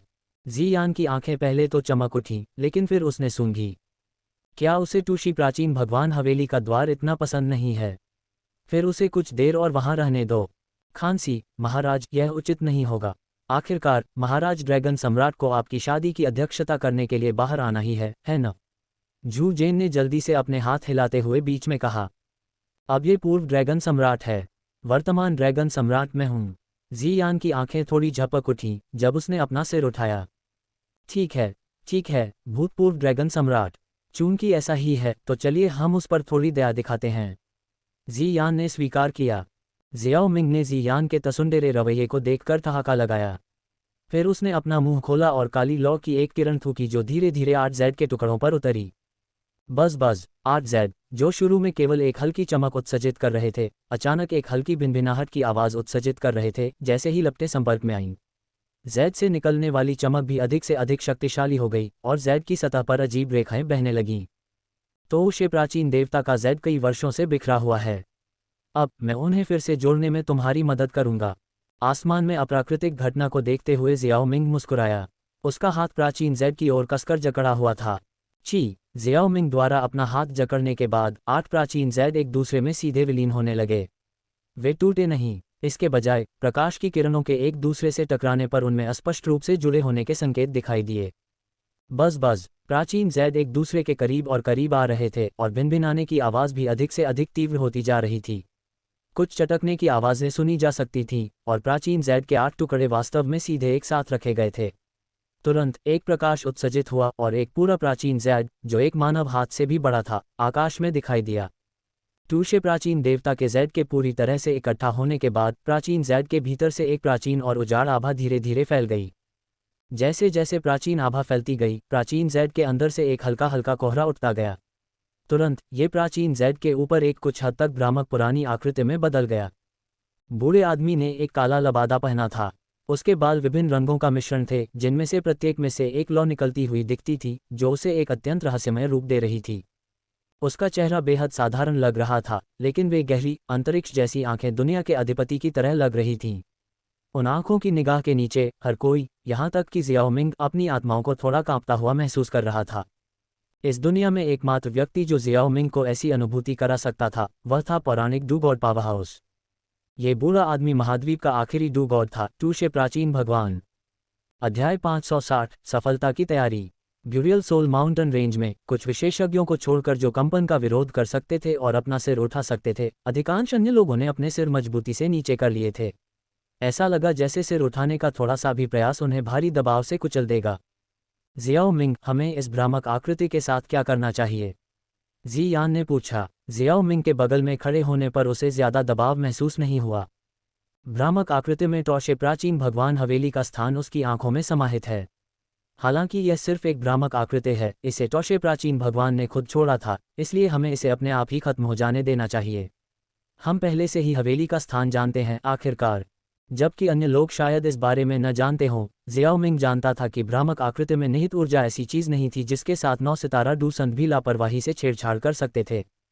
एक क्षण के बाद भ्रामक आकृति धीरे धीरे गायब हो गई। जियाओ मिंग ने इशारा किया और प्राचीन भगवान की जैद धीरे धीरे जी यान के हाथों में आ गई। याद रखना कि अपने पिता को हवेली में प्रवेश न करने देना। ऐसा क्यों है? जी यान ने जिज्ञासा में अपना सिर झुकाते हुए पूछा। उसे जियाओ मिंग पर गहरा भरोसा था और उसे नहीं लगता था कि वह सब कुछ अपने पास रखना चाहेगा। हवेली में एक डीटीएब रून गोली है। हुन तिआनदी ने इसी गोली के लिए प्राचीन भगवान की जैद एकत्र की थी। इस गोली की ताकत पहले ही हाफडू भगवान के दायरे में पहुंच चुकी है। आपके पिता के पास कोई मौका नहीं होगा, इसलिए बेहतर होगा कि वह इसे उकसाए नहीं। जियाओ मिंग को डीटीएफ रून गोली में कोई खास दिलचस्पी नहीं थी। हालांकि यह इतने लंबे समय से प्राचीन भगवान की हवेली में फंसी हुई थी कि इसमें युद्ध का अनुभव नहीं था, फिर भी यह शक्तिशाली थी और आसानी से 4-9 सितारा डू संतों का सामना कर सकती थी। इसलिए इसे उकसाने का कोई मतलब नहीं था। उनकी राय में डीटी एम्ब्रियोनिक पिल की लालच करने के बजाय इसके साथ गठबंधन करना बेहतर होगा। आखिरकार यह एक शक्तिशाली विशेषज्ञ था। भविष्य में ग्रेट 1000 वर्ल्ड को पार करते समय एक दूसरे की देखभाल करने के लिए कुछ मजबूत साथी होना फायदेमंद होगा। डीटी एम्ब्रियोनिक पिल एक उपयुक्त उम्मीदवार था। इसके अलावा टूशे प्राचीन भगवान की हवेली को खोलना डीटी अब्रून गोली के लिए एक बड़ा उपकार होगा जो अंदर फंस गई थी। इतने लंबे समय तक हवेली में सीमित रहने के कारण गोली दूसरों की तुलना में भोली और सीधी थी। इससे उसके साथ गठबंधन करना आसान हो गया। डीटी अब्रून गोली को अधिक साथियों के होने से भी लाभ होगा। आखिरकार ऐसी शक्तिशाली रूपांतरित औषधीय गोली कई लोगों द्वारा चाही गई थी। इसके लिए किसी भी दुनिया में बिना अवांछित ध्यान आकर्षित किए घूमना बेहद मुश्किल होगा। जी यान की आंखें चौड़ी हो गईं। जियाओ मिंग, क्या तुम मेरे पिता को बचाने के लिए मेरे साथ नहीं आओगे? जियाओ मिंग ने शांति से समझाया, मुझे पहले मेडुसा और आपकी अन्य बहनों को हमारी सुरक्षा के बारे में सूचित करने के लिए स्वर्गीय न्यायालय में वापस जाना चाहिए। उसके बाद मैं अपनी ताकत बढ़ाने के लिए निहिलिटी भक्षण ज्वाला को भस्म करने की प्रक्रिया शुरू करूंगा। वह सामान्य परिस्थितियों में उसके साथ होता, हालांकि इस बार उसे कुछ बातों पर विचार करना था। उनका मानना था कि जब झूकुन ने देखा कि उसकी ताकत 9 सितारा डू संत से भी ज्यादा है, तो वह डीटी अब्रून गोली की ताकत का परीक्षण करने पर जोर दे सकता है। उसके लिए न जाना ही समझदारी भरा लगा। भले ही झूकुन इस पर जोर न दे, फिर भी उसे दूसरों को जीतने की कोशिश करने के लिए ताकत की जरूरत थी। इसके बिना जियाओ मिंग सुरक्षित महसूस नहीं करेगा, भले ही डीटी अब्रून गोली बसने के लिए एक शक्तिशाली गुट खोजने के लिए तैयार हो। फिर भी उसके कारण वास्तविक थे। उसने इन महीनों में कुछ गोलियों को परिष्कृत करने की योजना बनाई और निहिलिटी भक्षण ज्वाला और गोलियों की ऊर्जा के साथ वह डू भगवान के दायरे में घुसने का प्रयास करेगा। जी यान ने एक पल के लिए सोचा, फिर उसने जवाब दिया, तो मैं तुम्हारे ज्वाला के साथ खत्म होने का इंतजार करूंगी ताकि हम साथ जा सकें। जू जेन, जियाओ मिंग ने पलकें झपकाईं और एक पल के लिए सोचा, ये कारगर है। मैं वैसे भी स्वर्गीय समाधि में साधना करूंगा। वहां समय अलग तरह से बहता है। बाहरी दुनिया में 3 महीने से ज्यादा समय नहीं लगेगा। अगर तुम चाहो तो मेरा इंतजार कर सकते हो और फिर हम साथ साथ चल पड़ेंगे। तौशे प्राचीन देव हवेली के प्रवेश द्वार पर झूकुन के विशाल सिर ने अचानक छींक दी, जिससे एक गूंजती हुई आवाज आई। क्या हो रहा है? मैं अपने स्तर पर कैसे छींक सकता हूँ? क्या ऐसा हो सकता है कि मेरी प्यारी बेटी मेरे बारे में सोच रही हो? हे। कुछ दिनों बाद ब्यूरियल स्काई माउंटेन रेंज में हुन कबीले के खिलाफ स्वर्गीय न्यायालय और 3 कुलों के बीच महान युद्ध की खबर हुन कबीले के विनाश की खबर के साथ पूरे सेंट्रल प्लेन्स में फैल गई। इसने पूरे सेंट्रल प्लेन्स में भारी हंगामा मचा दिया। यहाँ तक कि सूचना तक सीमित पहुंच वाले एकांत गुटबल भी इस घटना के विवरण को स्पष्ट रूप से समझने के लिए उभरे। जियो मिंग के निर्देशानुसार हार से पहले हुन कबीले की कार्रवाइयों को पूरे सेंट्रल प्लेन्स में व्यापक रूप से प्रसारित किया गया। हुन तिआनदी के जघन्य कृत्यों के बारे में जानने के बाद सेंट्रल प्रोविंस के लोगों ने हुन कबीले के विनाश की खबर पर एकमत होकर खुशी मनाई। कई लोग इस ऐतिहासिक लड़ाई के प्रत्यक्ष गवाह बनना चाहते थे। कुछ तीसरे पक्ष के पर्यवेक्षकों के अनुसार, जिन्होंने दूर से लड़ाई देखी, इस दृश्य को प्रलयकारी बताया गया, जिसमें अंधेरा छा गया, पहाड़ और नदियां बिखर गईं और तारे अपने रास्ते बदल रहे थे। यह एक शानदार नज़ारा था जो उन्होंने पहले कभी नहीं देखा था। इस लड़ाई का मुख्य नायक जियाओ मिंग स्वर्गीय न्यायालय में सबसे मजबूत होने से लेकर पूरे डूक्यूई महाद्वीप में निर्विवाद रूप से सबसे मजबूत विशेषज्ञ बन गया था। अनेक विशेषज्ञ जो पहले स्वर्गीय न्यायालय में शामिल होने के लिए उत्सुक थे, अब इसका हिस्सा बनने के लिए और भी अधिक बेताब थे। अल्पविराम। आंगन में जियाओ मिंग ने जियान को जियाओ यू और जियाओ के र के साथ खेलते हुए देखा। 3 लड़कियों, 2 छोटी और 1 लंबी की हंसी ने हवा को भर दिया, जिससे उसके चेहरे पर मुस्कान आ गई। जी यान को दोनों लड़कियां बहुत पसंद थीं और उसके मिलनसार स्वभाव के कारण तीनों का रिश्ता बहुत अच्छा था। उसे इस बात पर कोई संदेह नहीं था कि जी यान भविष्य में एक बेहतरीन मां बनेगी। पूर्वज जियाओ चेन, क्या आपने सभी औषधीय सामग्री एकत्र कर ली है? जियाओ मिंग ने खुशी भरे दृश्य से अपना सिर घुमाया और जियाओ चेन की ओर देखा जो पत्थर के मंडप में बैठा था। जियाओ चेन ने चाय का प्याला पकड़े हुए सिर हिलाने से पहले एक घूंट लिया और एक स्टोरेज रिंग उसे थमा दी। 9वीं स्तरीय स्वर्ण गोली को परिष्कृत करने के लिए आपको जिन औषधीय सामग्रियों की आवश्यकता है वे यहाँ हैं। उन्हें खोजना अविश्वसनीय रूप से कठिन था, पूरे सेंट्रल प्लेन्स में खोज करने के बाद भी मैं मुश्किल से कुछ सामग्री एकत्र करने में कामयाब रहा। जियाओ मिंग ने स्टोरेज रिंग को पकड़ा और अपनी आत्मा की शक्ति से उसकी सामग्री को स्कैन किया। उसके होंठ मुस्कुराहट में मुड़ गए। मेरे पास पहले जो था उसके साथ मिलाकर ये पर्याप्त होना चाहिए। सुनकर अच्छा लगा। कीमिया में आपसे बेहतर कोई नहीं है। अगर आपको लगता है कि यह पर्याप्त है तो ये होना चाहिए। जियाओ चेन ने राहत के साथ जवाब दिया।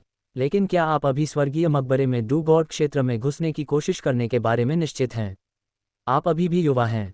शायद संचय के लिए कुछ और साल इंतजार करना ज़्यादा समझदारी होगी। जियाओ मिंग आश्वस्त था। निहिलिटी डिवोरिंग फ्लेम और इन गोल्डन पिल्स के साथ मेरे पास वो सब है जो मुझे सफलता के लिए चाहिए। डूगॉर्ड दायरे में आगे बढ़ना डीटीए पिल को परिष्कृत करने और पूर्वज जियाओ जुवान को पुनर्जीवित करने के लिए महत्वपूर्ण है। मैं इस सफलता के बारे में बहुत आश्वस्त हूँ, कम से कम 80% तो ज़रूर।